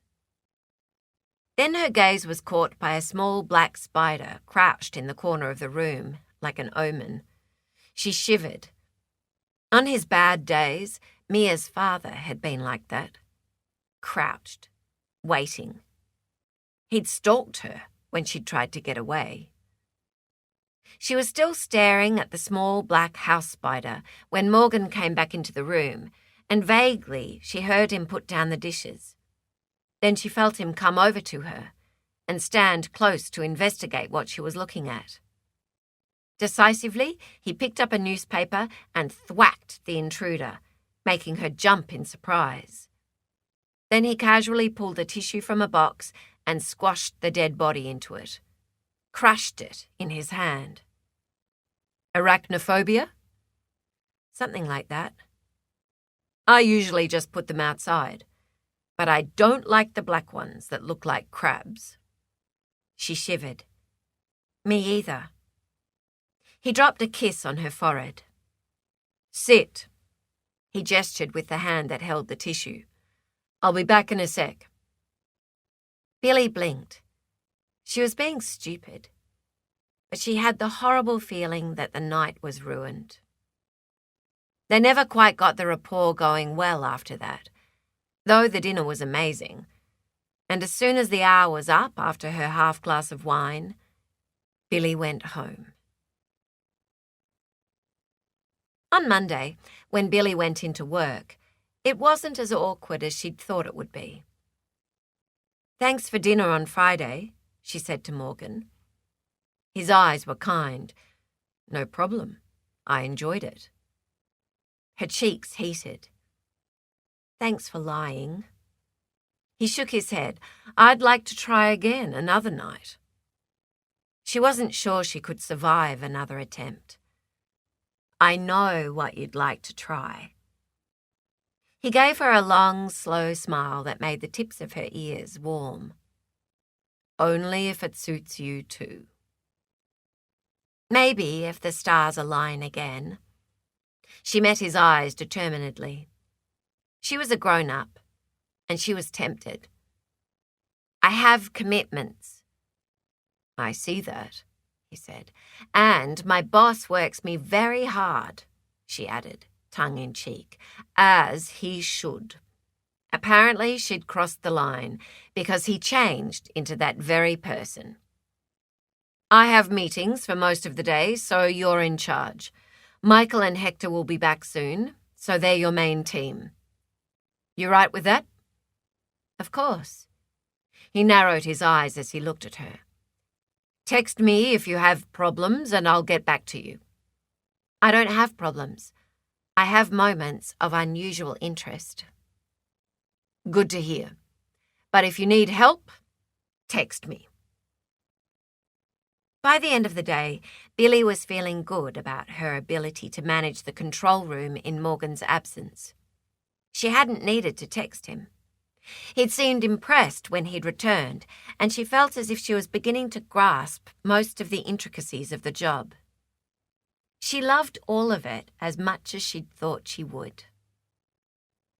Driving back towards Blue Hill Station, she found herself thinking about Morgan as she sang a Mary Coughlin song. Something about wanting to be seduced. She compressed her lips to contain the grin that was threatening to break out. And she knew exactly who she wanted to be seduced by.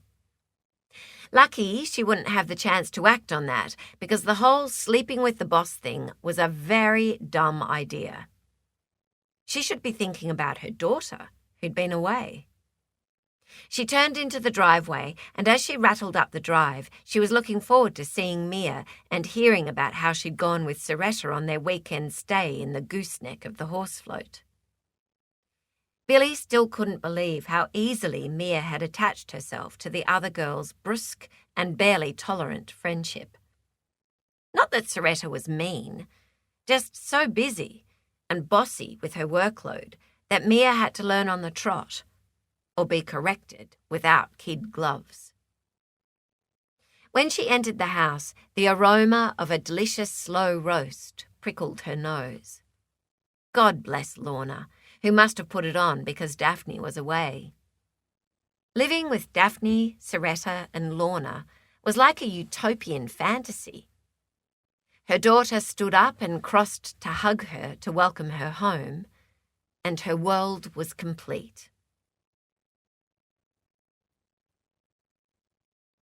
The next day, Mia floated happily across the road, enjoying the fact that Trent had fallen back through the crowd to talk to her, even though he'd been chatting with his friend at the time.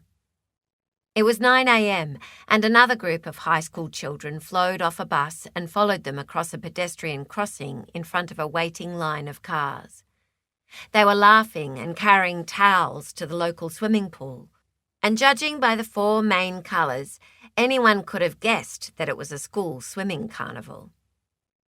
Mia glanced at the nearest car, one of those American muscle cars you saw in the movies, that was waiting for them to pass. Her eyes met those of a dark-haired older man, good-looking in a flashy sort of way, who stared at her with a startled expression on his face. She moved instinctively closer to Trent as she looked away, but her neck prickled. That afternoon, she noticed the same car driving out of Blue Hills Gate just before the school bus pulled up to let her off. Dust still swirled from the homestead driveway. The car accelerated away before she got out, but that didn't stop her staring after it with a frown on her face. It was the following Friday, and Morgan had returned from being called away again to Broken Hill. "Thanks for that, Billy. Great job."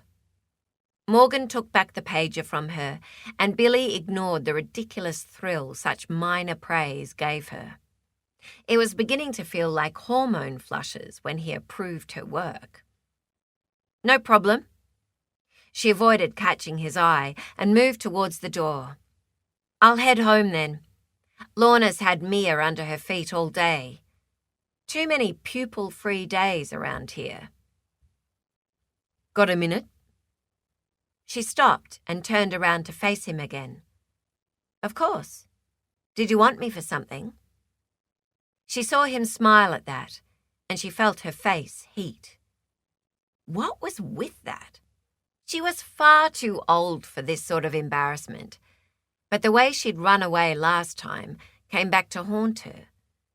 He probably thought she'd acted like a child. "Yeah, well, I'm at work, so I won't answer that one." She blushed, but didn't say anything. "A date. Tomorrow night. Nothing to do with work. 6 o'clock, dinner, and I'll pick you up from Blue Hills." "A date? With a man who doesn't do relationships? Dinner? Is anything open after 6 p.m? He tilted his chin as if offended. "I know a place." "Yeah, right. It wouldn't be your place?" He wagged his finger. "I said a proper date." So she nodded. A no-strings, proper date. She pretended to consider. "I'll have to see if Mia has anything planned." It was a weak excuse, but she couldn't get her head around the idea of a real date, let alone a planned date with her boss. "I'll let you know." He inclined his head and was the boss once again. "By lunch tomorrow, then." "I'll text you." "Only if you're coming. Talk to me if you're not." Darn. "Sure."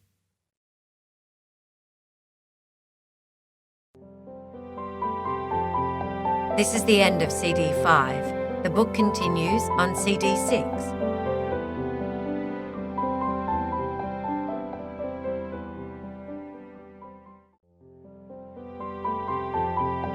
CD 6.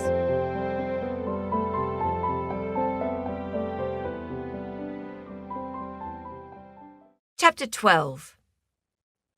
6 o'clock Saturday arrived before Billy was ready. She'd been helping Daphne and Lorna spring clean the kitchen and main lounge room in preparation for Soretta's granddad coming home the next day. Mia, in unusually good spirits, had popped in from the sheep yards when she'd first arrived home, said a night out for her mother was a great idea, picked up some more lemonade Daphne had made, and left again soon after. She and Soretta still weren't back.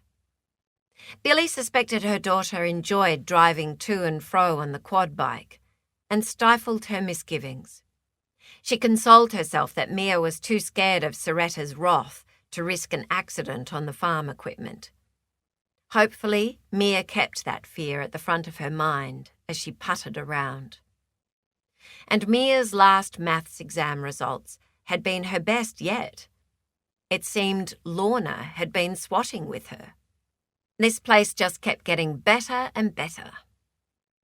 She heard the dogs bark as a vehicle slowed on the road at the bottom of the hill. Then they barked louder as a car turned into the driveway. Her hand wobbled at the wrong moment with the mascara. Damn it. She dabbed at the black streak, took several deep breaths, and reapplied it, until finally she heard the car pull up outside. Her stomach seemed to twist into a knot, and she gritted her teeth. Why was she going out with this man when she was so scared of intimacy? One look at Morgan, and any woman knew he wasn't the sort to want a platonic relationship, inasmuch as he didn't want a relationship at all, and he wouldn't want to talk about the weather all night. What was happening with the weather? Maybe she should quickly check the forecast for the week. She was going mad. Still, she couldn't deny she wanted to go out with him. To be treated like a woman, not a mother, for at least one night was incredibly attractive. Maybe she'd be fine. It was a restaurant, for goodness sake. She'd been to plenty of those with a few men in the past. And afterwards? Nothing would happen afterwards. He'd bring her home. Or not. If it all went well and she wanted to go home with him, then maybe she wouldn't freeze and humiliate them both. Or worse, have a panic attack. An hour later, in a very ambient restaurant with a candle on their table, Morgan smiled lazily. "You seem a bit tense." "Do I?" A dumb comment. Of course she did. She dropped the fork she was playing with twice while waiting for the entree. Billy was over herself and the stress of it all. She should just ask him to take her to his flat, make love to her so she could get it over with, and then she could enjoy her dinner. Her lips twitched at the idea, so she kept her head down, but the tension eased from her shoulders a bit. Maybe that's exactly what she needed to jumpstart a normal adult life. "You do that a lot," he said. She glanced at the fork. "What?" "Smile secretly at something. It drives me wild when I don't know what it is." He added softly, "In a good way." The warmth in her belly expanded. She lifted her eyes to his and blurted out, I was thinking I should sleep with you first to get over my nerves, and then I might be able to enjoy my dinner. What the heck? She forced her gaze to stay where it was, registered his sudden blink, the brown-black of his eyes hiding the dilation of his pupils, the corner of his mouth lifting. Your wish is my command. He pulled out his chair. She lifted her hand, stifled a laugh, and looked around at the other diners. No, it's fine. I feel better just getting that out. Glad someone does. He hesitated, then waggled his eyebrows as if to say, we could go now. When she didn't stand up, he dragged his chair back in. Damn. She laughed, and suddenly everything was okay. The awkward tension had somehow seeped away, and there was extra warmth in Morgan's eyes that wasn't all about sex. The entree arrived. Great timing. Prawn cocktail seems ridiculous in the middle of Australia. At least she'd said something. They're frozen, of course. He ate one, but it tastes great. That conversation carried them through until the empty plates went away, and the main course, Wagyu beef, came a little too quickly after that. It was so expensive she couldn't bear to leave any, so she ate it slowly. Finally, the conversation began to flow, and she realised she was having fun. He asked about Mia settling into the farm, asked about her work at the doctor's surgery back in Sydney, and she told him about the little girl who poked things in her ears and nose. He told her a funny story about Lorna's fundraising last year when they'd auctioned off Rex, and how the woman who'd bought him had just wanted someone to hang a heap of picture hooks in her house and wash her car. Rex had been relieved because he'd been worried about an improper proposal. Tell me more. He was looking at her and smiling, and she smiled back as he said, Daphne's dying to attend her first annual Christmas pudding week. She had her chin on her hands, watching him intently. I think she mentioned that. What is it? It's a fundraiser for the Flying Doctor Service, where mothers and grandmothers and great-grandmothers of the RFDS Auxiliary make hundreds of secret recipe Christmas puddings that sell out in days. Women from town make them, and women from distant stations, and those who'd moved to town from distant stations. They all come in for a hectic week of making puddings, made in the same way since the 1950s. She could see it clearly, like the Country Women's Association on steroids. That's wonderful. Sounds like it's right up Daphne's alley. Lorna is one of the original organisers. The ages of the women range from young to early 90s. Daphne's requested a week's holiday so she could join them. Typical. Daphne's a treasure. He was serious. Daphne epitomizes the spirit of the service. That much goodness has to rub off on the rest of us mere mortals. Billy nodded. She cares about everyone. He signalled for coffee. She needs to realise people care about her too. The waiter came over and they ordered coffee. While they waited, he said, There's something I've been meaning to ask that puzzles me. We moved her stuff out to Blue Hills, a whole trailer load, but there was nothing of yours. Do you have a storage unit somewhere with all your furniture? It had to happen eventually. The delve into her past, her weird ways and unusual lifestyle. That's how it started, and it was about now that she ordinarily pulled back and never went out with that man again. She shrugged. I don't do stuff. She shook her head. Mia and I have 2 suitcases each, a box of kitchen staple supplies, and a vacuum cleaner. It all fits in my car.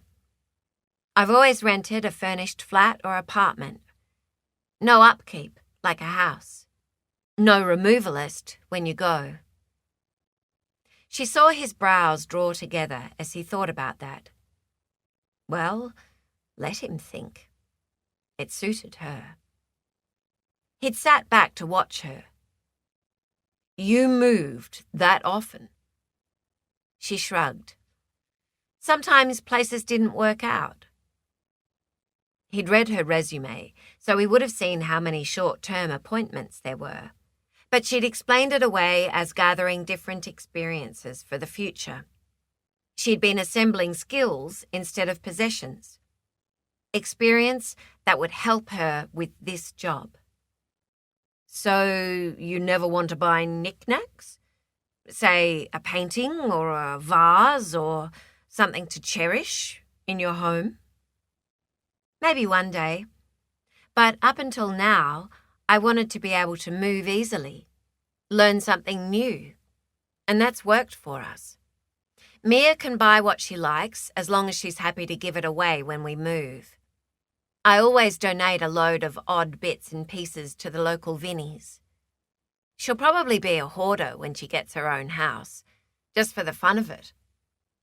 She didn't want to think about the time an instrument rep had made a sales appointment to see the doctor, and he'd turned out to be Mia's father. Before she'd bundled him out, he'd almost seen the photograph of Mia and her on the desk. Billy took a discreet breath and let it out. Refused to let the past spoil a lovely evening. Again. She leant her cheek into her hand and looked at him, determined to move past this. She'd heard nothing about him. What's your story, Morgan Fraser? There's no story. Who's the lady in the silver frame in your flat? His eyes narrowed, and he studied her thoughtfully. All humour was now gone from his face. Lord, she hoped his wife hadn't died 3 months ago with unborn twins or something. Why couldn't she have kept her mouth shut?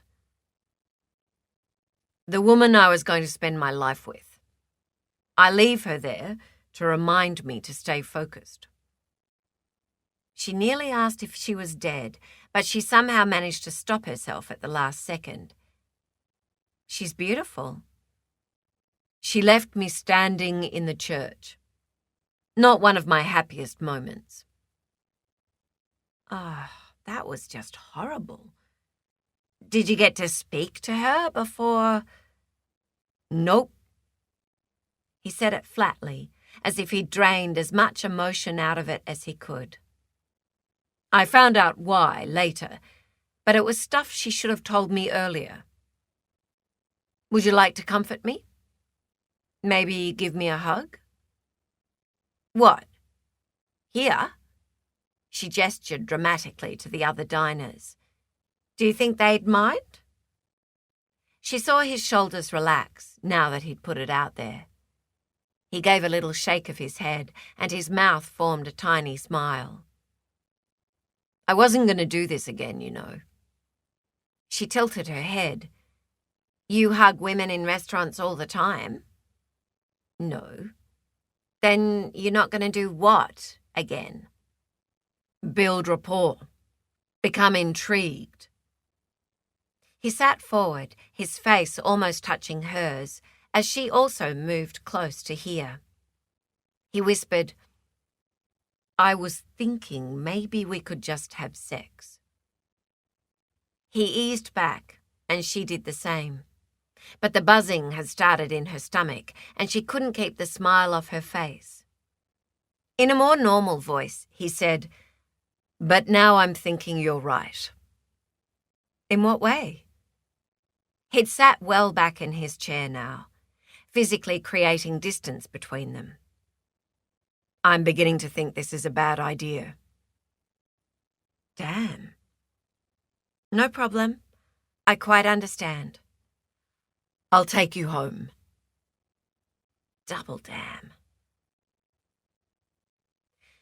Soretta helped her grandfather from the car on Sunday morning, her heart twisting in her chest as she watched him pull himself carefully up the stairs. The doctors said he would eventually regain his strength.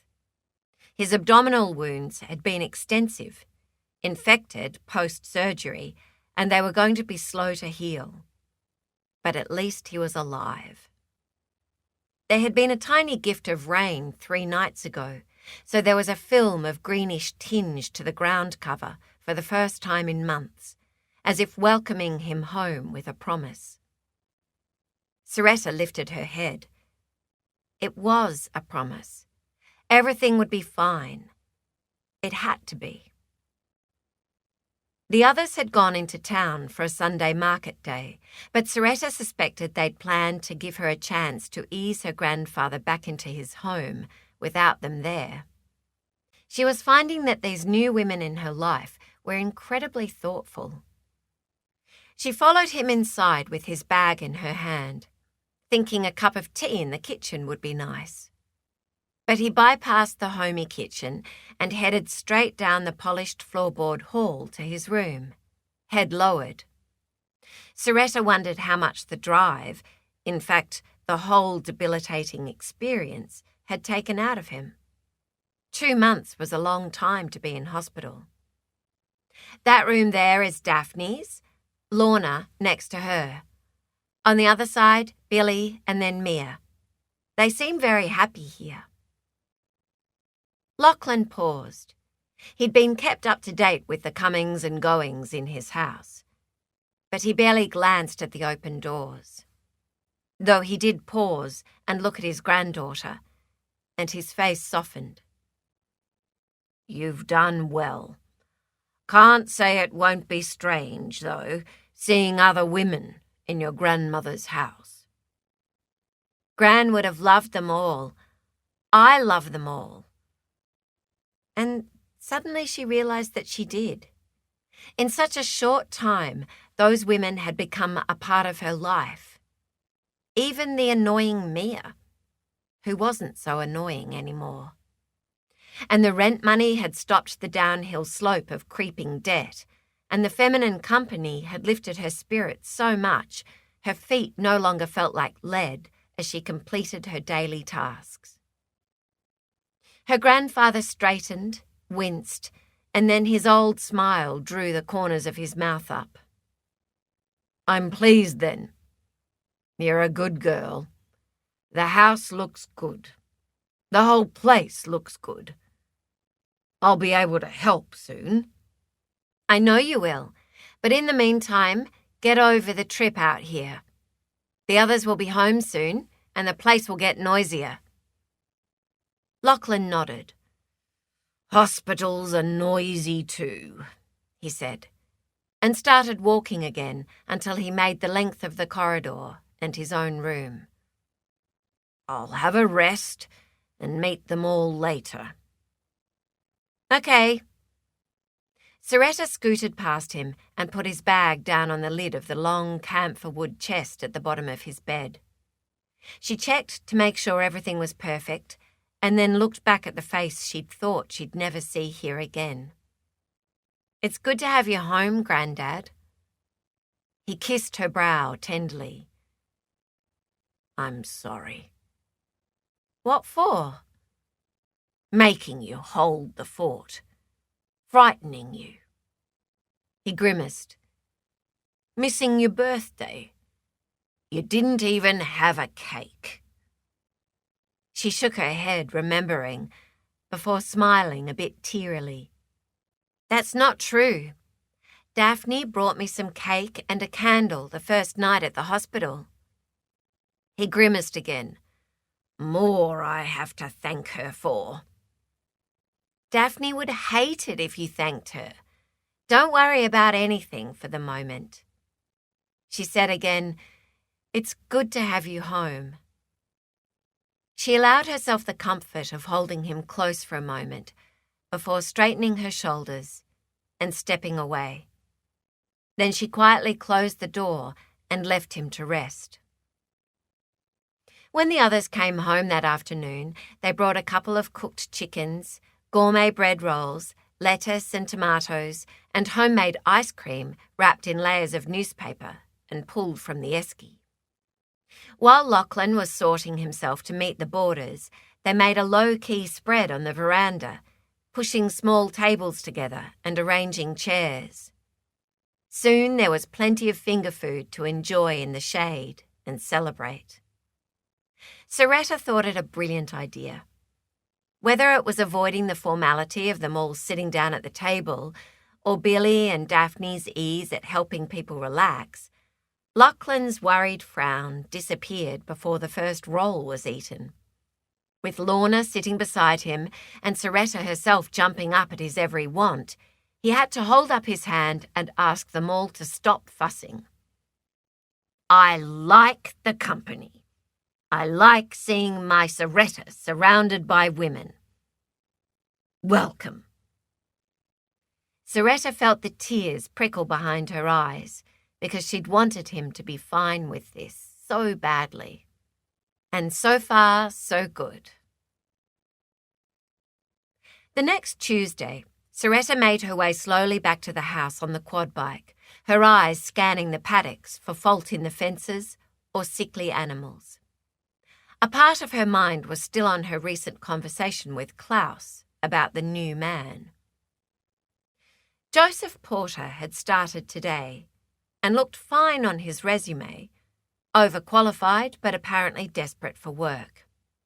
His references checked out. He seemed to communicate well with Klaus, which was sometimes a struggle for the best of them, and he did his work for board and lodging and the meagre pay they could afford. But the dogs didn't like him, and she suspected he kicked at them when she wasn't looking. But not all people were animal people, and 2 men were better than 1 as they came up to the busy time, and the yards needed renovating before the mob had to go through fast. She'd always been hopeless at carpentry, and after the last belt on the finger with the hammer, she'd decided her loss of production from injury just wasn't worth it. Her grandfather had said thank goodness there was something she couldn't do. She still smiled at that. But a broken run, or chute, or gate courted disaster and could cost them hours of lost production at a time when she had extra staff. So it was good he was here. Maybe she was imagining her misgivings. She'd have a word to her granddad and see what he said. He seemed to be stronger since his arrival almost a week ago, and Lorna had made him laugh yesterday, though she suspected it had hurt his stomach. She saw the bus pull up at the gate and turned towards the slope down to the road with the dogs following her. There was no doubt Mia had taken some of the load off her. Soretta suspected she was also hitting her studies harder now after the discussion they'd had about the town needing a new vet in the future, and apparently Lorna was an unexpected genius with homework. She was glad. It wasn't Soretta's strong point, and so she hadn't offered. Mia was ridiculously good with animals, though, seemed to understand their minds on a different level to Soretta, and they'd both been surprised by how easily the girl had taken to animal husbandry, considering this was her first exposure. She'd been impressed with how much Gigi had trusted Mia with her pups. Soretta stopped beside her when she came in the gate. The dogs rushed to greet her as soon as she crossed the invisible line onto the station. "Take the bike up. I want to walk along this fence line." Mia finished roughing up the dogs, who loved her attention. "Sure. You don't want me to come?" "Nope. Sort the lambs and I'll be up soon. And make Gigi stay. She's left the pups again." "Okay. They all still fine?" "Yes. Stop worrying." They swapped and Mia revved the engine. Soretta raised her eyebrows. "Not over 20 or you're dead." Mia flashed her a cheeky smile, but she did drive off sedately. Soretta knew Billy was nervous about Mia being on the bike, but you could mollycoddle too much. Mia had a reckless streak, but she also had a brain. An hour later, Soretta caught up with Mia as she was sorting the lambs. She inclined her head towards the homestead. "What's happening up at the house?" "Your grandfather and Lorna are squabbling." Mia grinned at her. "He looks much better." Soretta smiled back. "I was worried." She hesitated, but she had the feeling Mia might understand. "I was terrified he wouldn't be able to ever come home, that he'd sell the station, or worse, that something would happen and he'd die in the hospital." Mia nodded. "He was in there a long time." "It's good to have him home." She shook off the past, then looked at Mia. "You seem to be getting along with your mum better now." Mia shrugged shyly. "I think I've grown up a bit. I was mostly bored when she wasn't home and got up to a bit of mischief, so it was probably my fault that she didn't trust me." Soretta could understand that. "You're doing great here. I appreciate your help." Mia blushed. "I love it." They both looked at the playpen with the last of the lambs almost ready to go back to the mob. "I'll miss them when they're gone," Mia said. Soretta shrugged. "There's always something to look after. Puppies, injured birds. Anyway, if you can finish here, I'll go up to the house and have a shower. It was hot walking along the fence line." Mia grinned. "Bet it was. I had a nice ride up to the house on the quad." Chapter 13. Lorna Lammerton stood with her feet apart and poked her finger at Lachlan. "I can shoot a tin can off the fence with a .22 at 50 paces. "I don't believe you, Lorna." Lachlan clutched his stomach. Billy hoped he managed to control himself because if he didn't, it was going to hurt. She was grinning herself. Lachlan had offended their octogenarian guest with his disbelief, and now Lorna was telling him to get the rifle. Lachlan was shaking his head. "I'm sorry, I can't allow someone without a gun license to handle a firearm." "Excuse me, Mr. Burns. I carried a gun on my horse for 10 years when I was a young woman. I've had my gun license since I was asked to get one in 1996, and I've shot more rifles than you've had breakfasts. If I have to, I can hold the biggest double-barrel shotgun you can find and blow a snake to smithereens." "In that case, I believe you." Slightly mollified that Lachlan did seem to have come around, Lorna was calming down. "So you should." She fixed him with a gimlet stare. "Now, get that rifle." Lachlan stood up.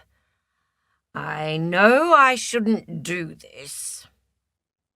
Billy watched them go.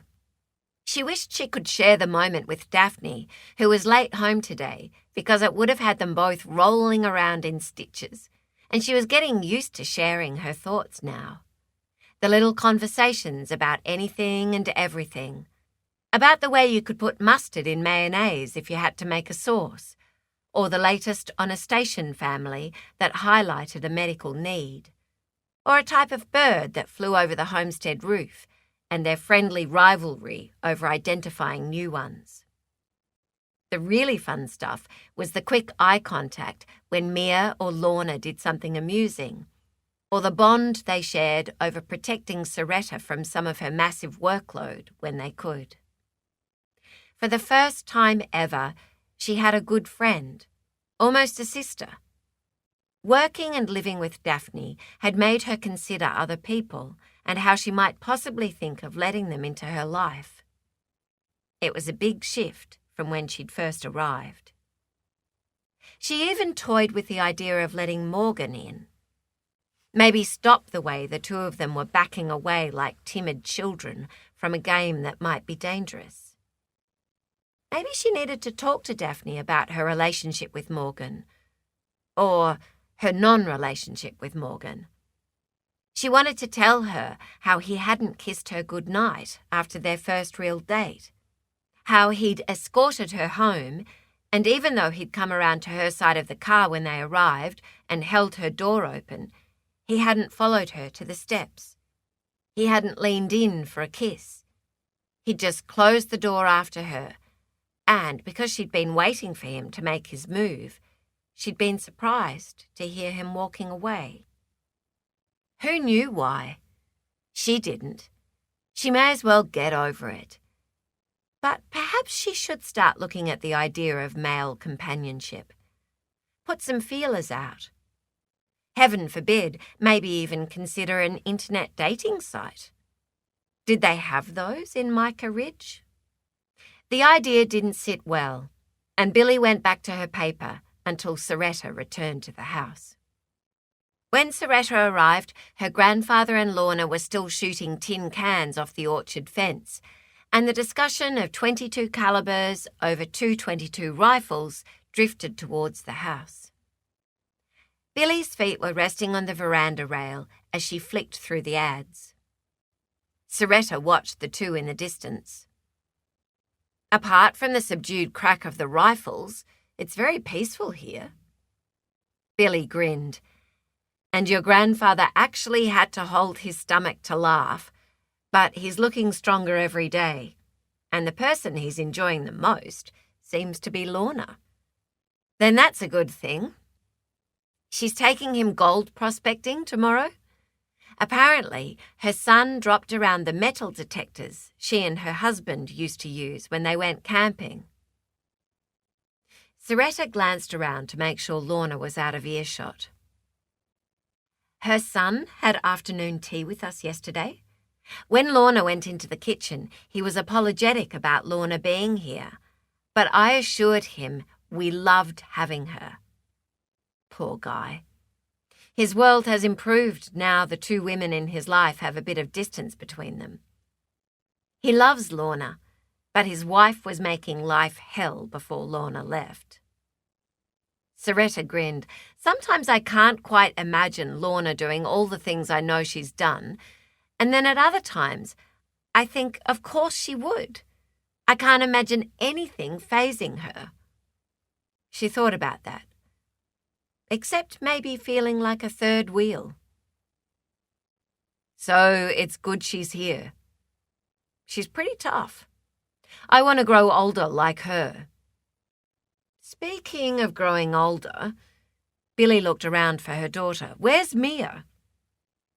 She's taken one of the lambs back to the mob. Thankfully, in the other direction to our marksman. The lamb was getting too big for its boots and stealing the milk from the smaller ones. She's enjoying the animals. Very much, and doing a good job helping around the station. Billy examined Soretta's face, and it showed nothing but sincerity. But then, when had Soretta ever said something she hadn't meant? Now that Billy thought about it, Soretta seemed less drawn, calmer, more at peace. Maybe because her granddad was home and becoming stronger every day. Perhaps the steady income had lightened the load as well. She hoped it was both of those things. All Billy knew was that Soretta had become a role model Mia looked up to. If she hadn't been so pleased to see the improvement in her daughter's studies and attitude, she might have been sick of the constant stream of Soretta said. Soretta said the sheep are looking better since even that drop of rain. Soretta said the drought might ease if the clouds look like that for the next 3 days. Soretta said... Billy smiled. Mia thinks the sun shines out of you. Soretta lifted her chin and looked Billy in the eye. She's a help. All of you are a help. So thank you. We love being here. Your granddad seems to be getting over the shock of a posse of women in his house. Soretta agreed. It's doing him good. I haven't seen him so amused since before my gran was sick. I'm glad. By the way, I just wanted to mention there's a new station hand arriving today.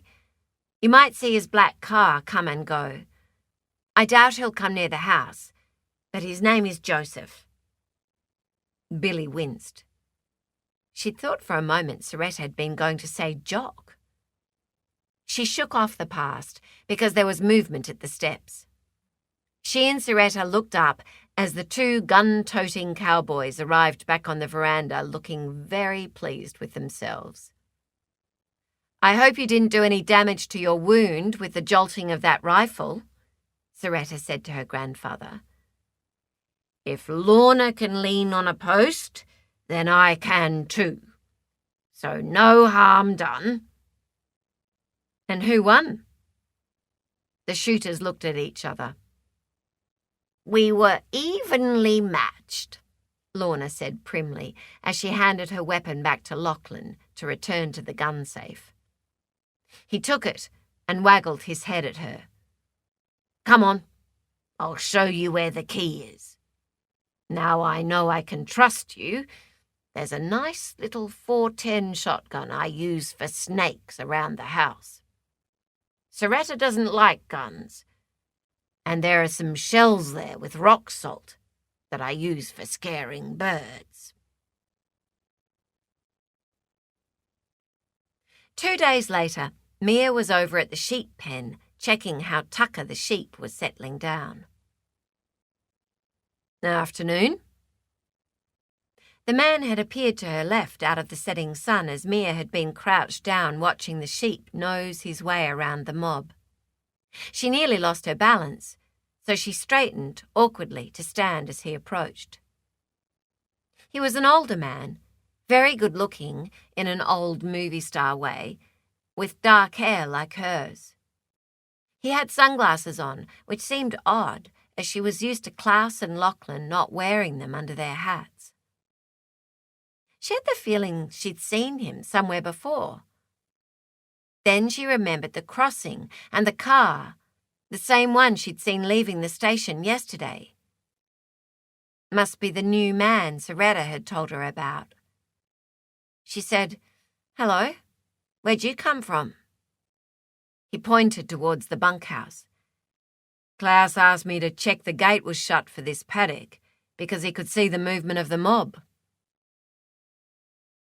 You're the new farm worker? Joseph. He held out his hand, and reluctantly she shook it. His fingers were softer than she expected, as if he was new to hard work. She dropped his hand fairly quickly. I'd better get back. Soretta told me to be fast. She's a doer, that one. Young for a boss lady. She's a star. Unconsciously, Mia wiped her hands on her jeans. See ya. What's your name? Mia. Bye. She turned and hurried over to the bike, but before she started it, he said, How old are you? She didn't want to answer, but she made the mistake of looking at him. Maybe she should have just pretended she didn't hear and turned on the ignition.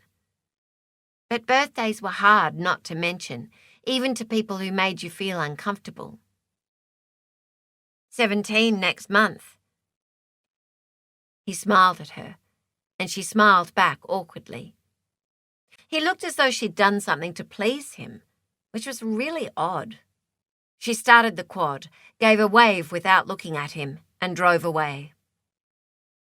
Back at the house, Mia passed Soretta picking lemons off the tree. They were having fish tonight. Who's the guy with Klaus? Mia asked as she began to help her fill the small basket.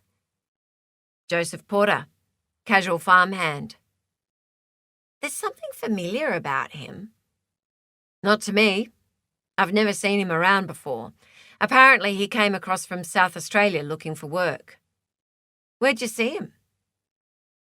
Klaus sent him over to see why the mob was shifting when I was checking on Tucker being back with them. Klaus is doing well. Not sure if this bloke is going to turn out as good, but we get lots of transients. Seems a bit flash for a farm worker, Mia said. He does. They'd filled the basket and turned towards the house together. Stay away from him. Mia turned to her mentor in mild surprise. Why? Dunno. Soretta looked thoughtfully over her shoulder. As soon as they fix the pens, I'll ask him to leave. Because I said he was flash? My business. And that was the end of that. Okay. Mia shrugged and then went on, checking the house to make sure no one could hear her. Speaking of strange behaviour, did you notice Lorna looks a bit vague this afternoon? Soretta looked up and thought about it before nodding. She said a couple of odd things. Maybe she isn't well. I'll mention it to Billy. At the Flying Doctor base, Billy and Daphne were flying back to Burrinji. Daphne had asked if she could swap her shift so she could go on this particular run. They were delivering a special person back home. Half an hour later, a huddle of waiting passengers stood beside the plane. Belle looked anxiously at the aircraft and chewed her lip. Auntie May stoically avoided any glances towards the thing that was going to carry her so high across the orange and red plains. While baby Anthony, oblivious in his auntie's safe arms, made the snoring noise that most prem babies, even when they had grown up a little, seemed to make when they slept. Daphne looked forward to a good catch-up with Barbara Tompkins. They haven't had much of a chance at the bus accident, so she could find out how everything was going when she brought Gwyn in for a checkup, and she knew Billy felt the same. This was the community stuff she loved to bits, and she knew it was becoming important to Billy too. She'd packed another bag of mandarins because the day promised to be a scorcher despite the thunderstorm last night. The tiny drops of rain they'd had were already evaporating off the hard ground. All aboard, Rex said cheerfully, and sent Daphne a smile that made her own mouth stretch wide instinctively. She couldn't quite believe Rex was interested, but the days were counting down to Broken Hill races, and though she'd bought a lot of clothes with Billy's help, too blinking many, she needed to sort out what she was going to wear. Lorna had booked her into her hairdresser's for a style cut with an English girl after work today, and she was nervous about that too. Rex had mentioned he'd booked the rooms a couple of months ago before the best ones were taken. In spite of a severe talking to with herself, she couldn't help being incredibly curious about who he'd planned to take and why they'd cancelled. You coming, Daphne? Billy's amused voice whispered in her ear, and she blinked and returned to the real world. She was being silly and distracted, and that wasn't like her, she admonished herself as she marched up the steps to help settle their passengers as comfortably as she could in the small space. Anthony slept through the whole flight. Belle had her eyes closed, but they were so tightly squeezed together that along with the way her nails dug into the seatbelt, nobody considered her asleep. Auntie May had initially started the flight peering cautiously out of the window, but after the first 10 minutes had her nose pressed against the glass as she tried to see all there was to see from the vantage point of an eagle. When they arrived, the old container was still sitting there under its roof, and the air conditioner had been turned on, so it was cool inside the consulting rooms. Auntie May, carrying Anthony, who had slept the entire flight, nodded her thanks and ushered Belle towards a huddle of waiting women standing back from the main centre, and they were swallowed up in the group. There was Barbara Tompkins and a happy-looking Gwyn. Daphne hurried towards them with a smile, and Billy was right behind her. Chapter 14.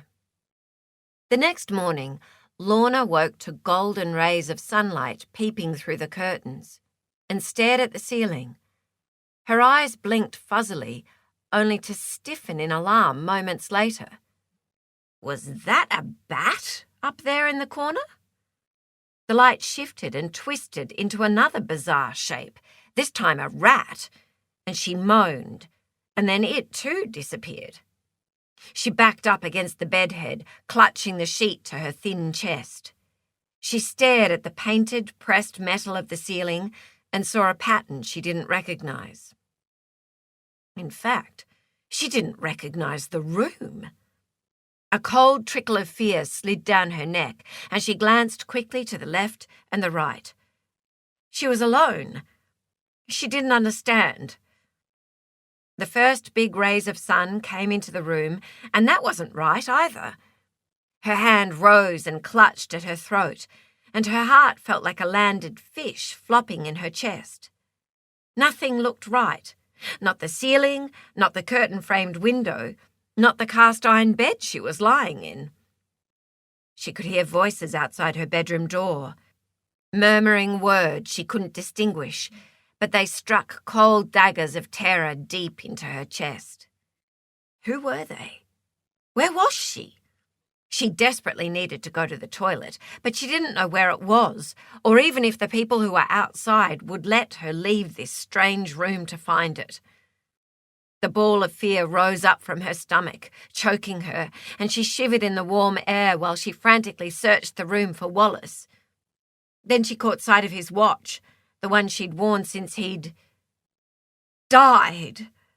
The thought crashed into her as she examined the timepiece lying peacefully on the side table that wasn't hers, and a lone tear slid from the corner of her eye.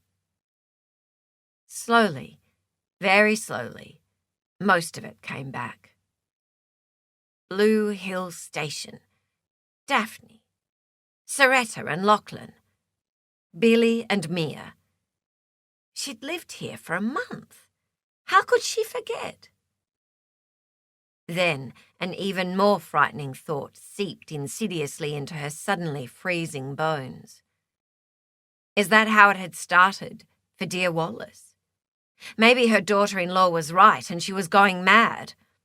Alzheimer's, dementia, crackers. Deep, lonely sadness swamped her, and a grim determination to not be a burden on anyone. She'd have to leave her new friends after finding the first place she'd been happy in since Wallace had died. Her galloping heart finally quietened, and she climbed unsteadily out of bed. She listened at the door, but the voices had gone. Lorna pulled on her dressing gown and shuffled to the bathroom with her head down. Daphne dusted the blusher over her new matte foundation and decided it wasn't too bad. She hadn't worn much makeup since her divorce. The heat out here would probably melt it off anyway, but Billy had been very patient with her instructions. The new brand was subtle, and she did feel it made her skin more even-toned. While she finished her makeup, Billy was at the bed helping her pack a soft carry-on bag for the weekend at the races with Rex. No one had done that for her in the last 20 years. And not just packed, the outfits had been mapped out, colour-coordinated and accessorised with military precision. There was even a chart taped to the lid in case Daphne couldn't remember. That had been Billy's suggestion when Daphne had lamented she'd forget what went with what. So nothing was left to chance. Daphne's lack of confidence had been dealt with. Years of uncertainty with fashion were at an end. It felt pretty darn good to not have to stress. All she'd needed was a stylist like Billy. Or a mother. As if on cue, a butterfly flew in and out of the open veranda door. Funny how she could remember so clearly. Her mother's breathing ragged against the peach-coloured sheets. She could remember the exact colour of those, too. And a butterfly had flown out at the same time as her mother's last breath had ended on a sigh. 20 years ago, she'd stared after that butterfly, refused to look towards the bed, to believe it had finally happened, and the one person who loved her had gone, until one of the nurses had taken her hand and cried with her. "You okay, Daphne?" Billy's voice broke through Daphne's memories. She shook herself. "Sure, of course. Did you see the butterfly?" "No." Billy turned to look, but it was gone. Daphne sighed and lifted her head. "There was one like that the day my mum died. I always thought she floated out the window after it." She couldn't believe she'd blurted that out. How embarrassing. Billy's eyes softened, and that made her feel like howling. Nobody had looked at her like that for a long time either. She was acting like a child. Get a grip. Her nerves for this upcoming weekend were almost too much, and she wasn't sure this was all worth it. She wasn't that unhappy on her own, especially now that she had friends. Billy looked across. "Did you travel much as a child? Your dad being a politician?" "No," she said. "When Mum was alive, she preferred to stay at home, with me." And her father had always said business was no place for a child. At home with Mum had been the best times she could remember. The times when she'd felt special and truly connected, because her mother had seemed to understand her daughter was shy and hated the limelight. Her mother had been the only person to love her as she was, with all her faults. She watched Billy fold the grey, crinkly dress that seemed to float over the hips and bring out her best points. Billy had great taste in clothes, and shopping had been fun for the first time ever. "Your mum was young when she died, you said?" Daphne took her eyes from the dress. "Yep, lymphoma. Then multiple strokes at 34. She kept having them. There was nothing the doctors could do, though I remember the drip and the fact that she seemed to just fade away. I was 10 and she never spoke again after the first stroke, but she knew me when she looked at me." Billy shook her head. "Terrible for a child to watch." "Yep." Her voice dropped. "It was like watching the most beautiful ice sculpture in the world melt in front of my eyes." And because Billy didn't say anything to pull her back, Daphne remembered the time when she'd watched her mother waste away more every day. The nurses my father hired to care for her were remarkable, and that's probably why I wanted to become a nurse. They had included her where busier women would have finished their task more quickly without the awkward help of a young daughter. At least her father had done something right. "What about your father?" "He wasn't there much. He was busy and disappointed in his life, disappointed in his wife who had succumbed to a lingering illness just as his career star had begun to shine. And disappointed in his daughter, who'd bumbled along, shaming him." She saw the frown on Billy's face and winced. She wasn't looking for sympathy. She had sympathy for her father. A better daughter would have been a hostess for him, been what her mother had been before the illness. She'd tried. And failed. Like that time at Melbourne Cup, when she'd organised a table for her father and husband, and it had been a disaster. So it didn't make sense that he'd encouraged her to marry a man very like himself, when she'd allowed herself to be primped and presented in clothes she hated. But she'd thought she'd done something right. She'd thought they'd be able to have a baby, and she couldn't wait for that. But that had been the most foolish thing of all. It hadn't taken long for Quinton to realise his mistake in marrying her, and she'd easily recognised the disappointment in his eyes. she'd managed to alienate the two men in her life she had most wanted to please. So, no baby, and eventually no marriage, which was a good thing because Quinton's lack of respect for her had only made her worse.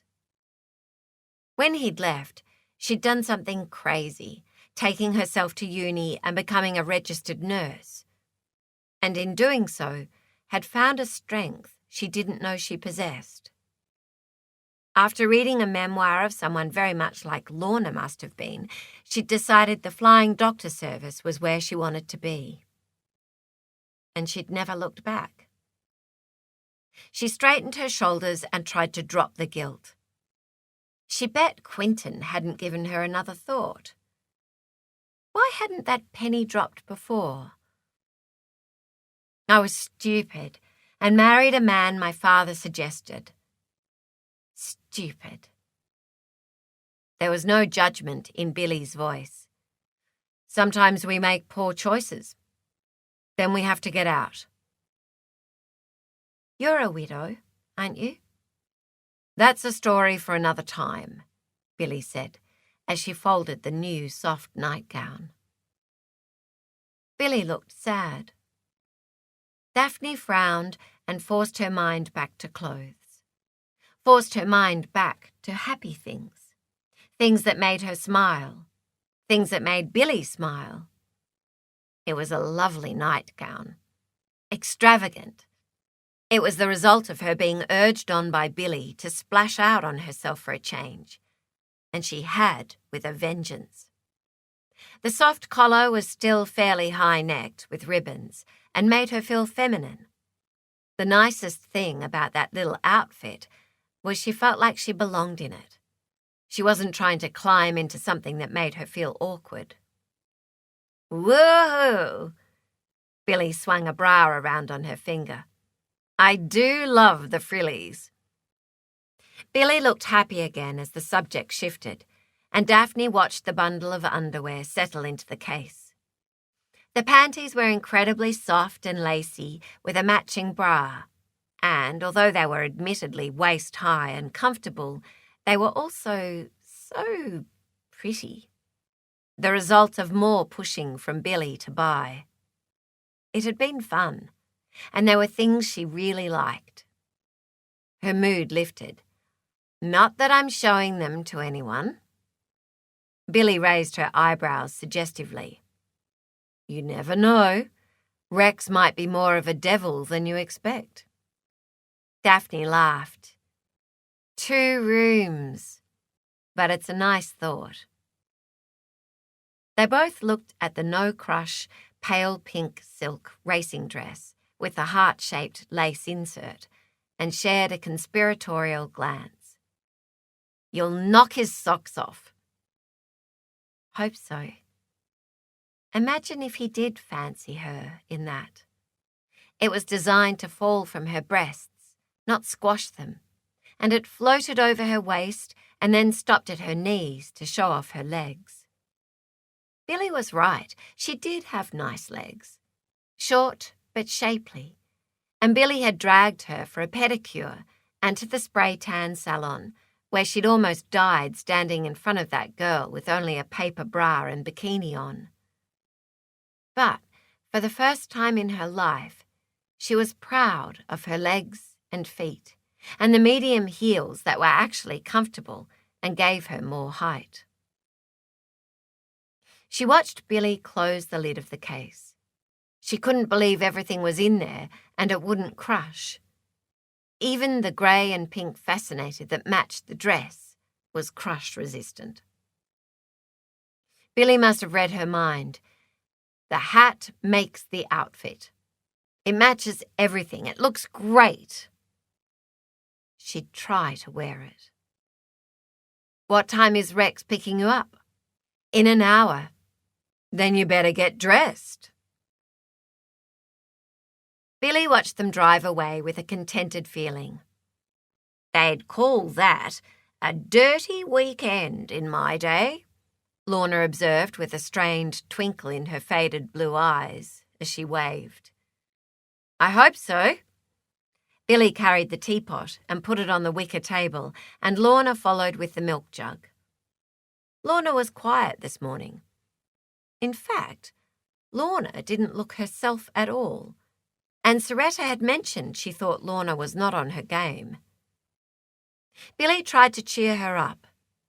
"I love the way Lachlan enjoys your company. You're the one I see him laugh with." Lorna brushed that away. "It's easy to talk to a man at my age. I know I have nothing to worry about." Billy laughed and winked. "You never know. Handsome widower like that. It could be a romance," Billy teased. Lorna gave one of her trademark snorts. "What do they call older ladies that go chasing younger men? Cougars. I'd be a cougar." "There's not that much difference in your ages." Billy tried to hold back the grin.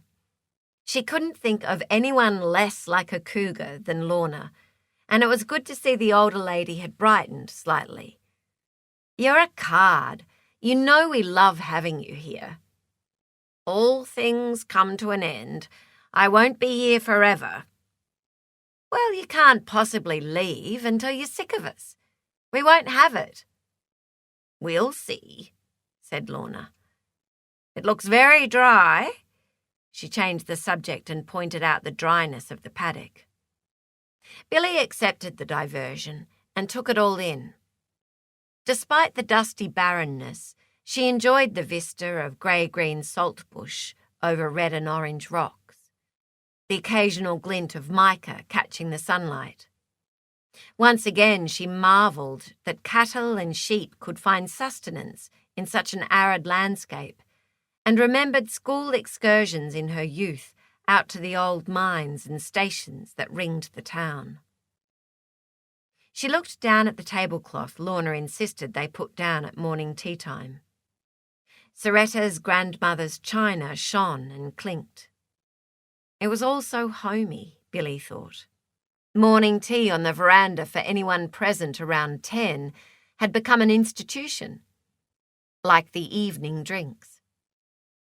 Lachlan had started to join them when he was in, but today he'd ventured to drive the utility across to the pens to assess the sheep. He'd be back in time for he and Lorna to spend the afternoon together at their new Saturday pastime. A bit of a flutter, Lorna called it. A couple of beers and an afternoon of 50 cents on the nags, Lachlan agreed, was a very reasonable thing. There'd been a spring in his step this morning, and Billy suspected Lachlan was at least halfway back to his former strength. Lorna sighed. "I hope what's-his-name sweeps her off her pretty little feet. That girl needs a good loving." "Rex," Billy offered. "I knew his name and just wouldn't sit on my tongue.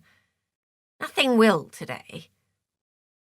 Then she sighed and deflated like a pufferfish losing its air.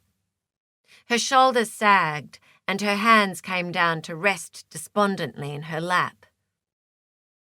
"I'll be sad when my holiday is up." Billy frowned. She thought about Blue Hills Station without Lorna's brand of common sense and wicked humour and the huge gap she would leave. "Do you have to go, Lorna? We love your company." To her distress, Lorna's eyes filled with tears. "Oh, that's very sweet of you, dear." Lorna reached over and patted her hand. "Lately I seem to be losing the plot, and my memory isn't what it was." She drew a shaky breath. "Can I tell you something, Billy?" "Of course." "It even took me a few minutes to remember where I was this morning when I woke up. It was the most horrible feeling." A tear slipped down her cheek, and Billy felt her heart squeeze. "You don't want to be living with a mad woman," she said, dabbing her eyes with a tissue. Billy thought back to Lorna's arrival at the breakfast table, She and Daphne had been discussing the clothes she would take on her weekend away, and she remembered thinking that Lorna had been quiet, distracted. Remembered again Soretta's concern. Perhaps you've been doing more than usual. I don't think so. Less, probably. My daughter-in-law might be right. Maybe I need to think about relocating to the retirement village. Billy studied her more closely. Apart from her slightly hectic cheeks, her face looked pale. Her fingers shook now that Billy was looking properly.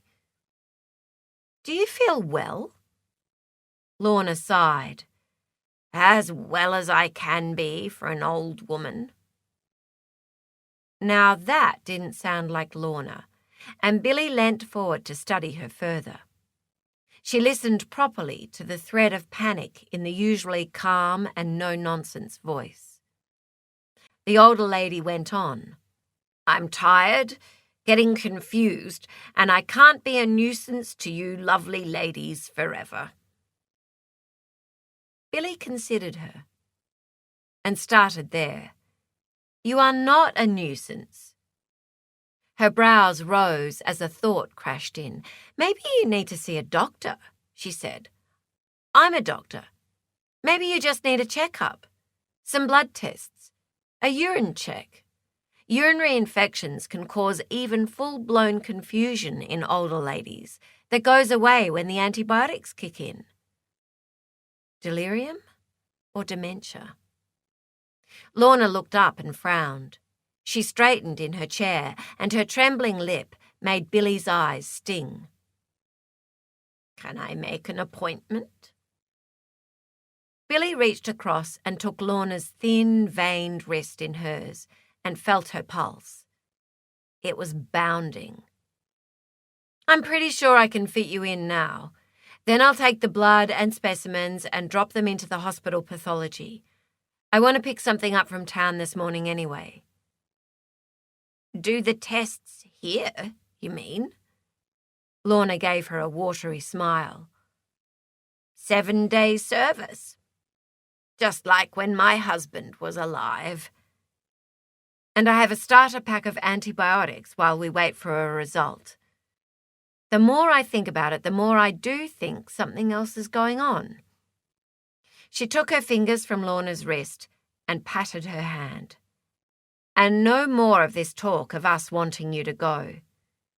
You leave when you've had enough of us. Look how much Mia's schoolwork has improved since you took to sitting with her in the evenings. She'd never let me do that. We'll sort it out. She stood up. Stay here. I'll just get my doctor's bag. I haven't used it since I moved up here.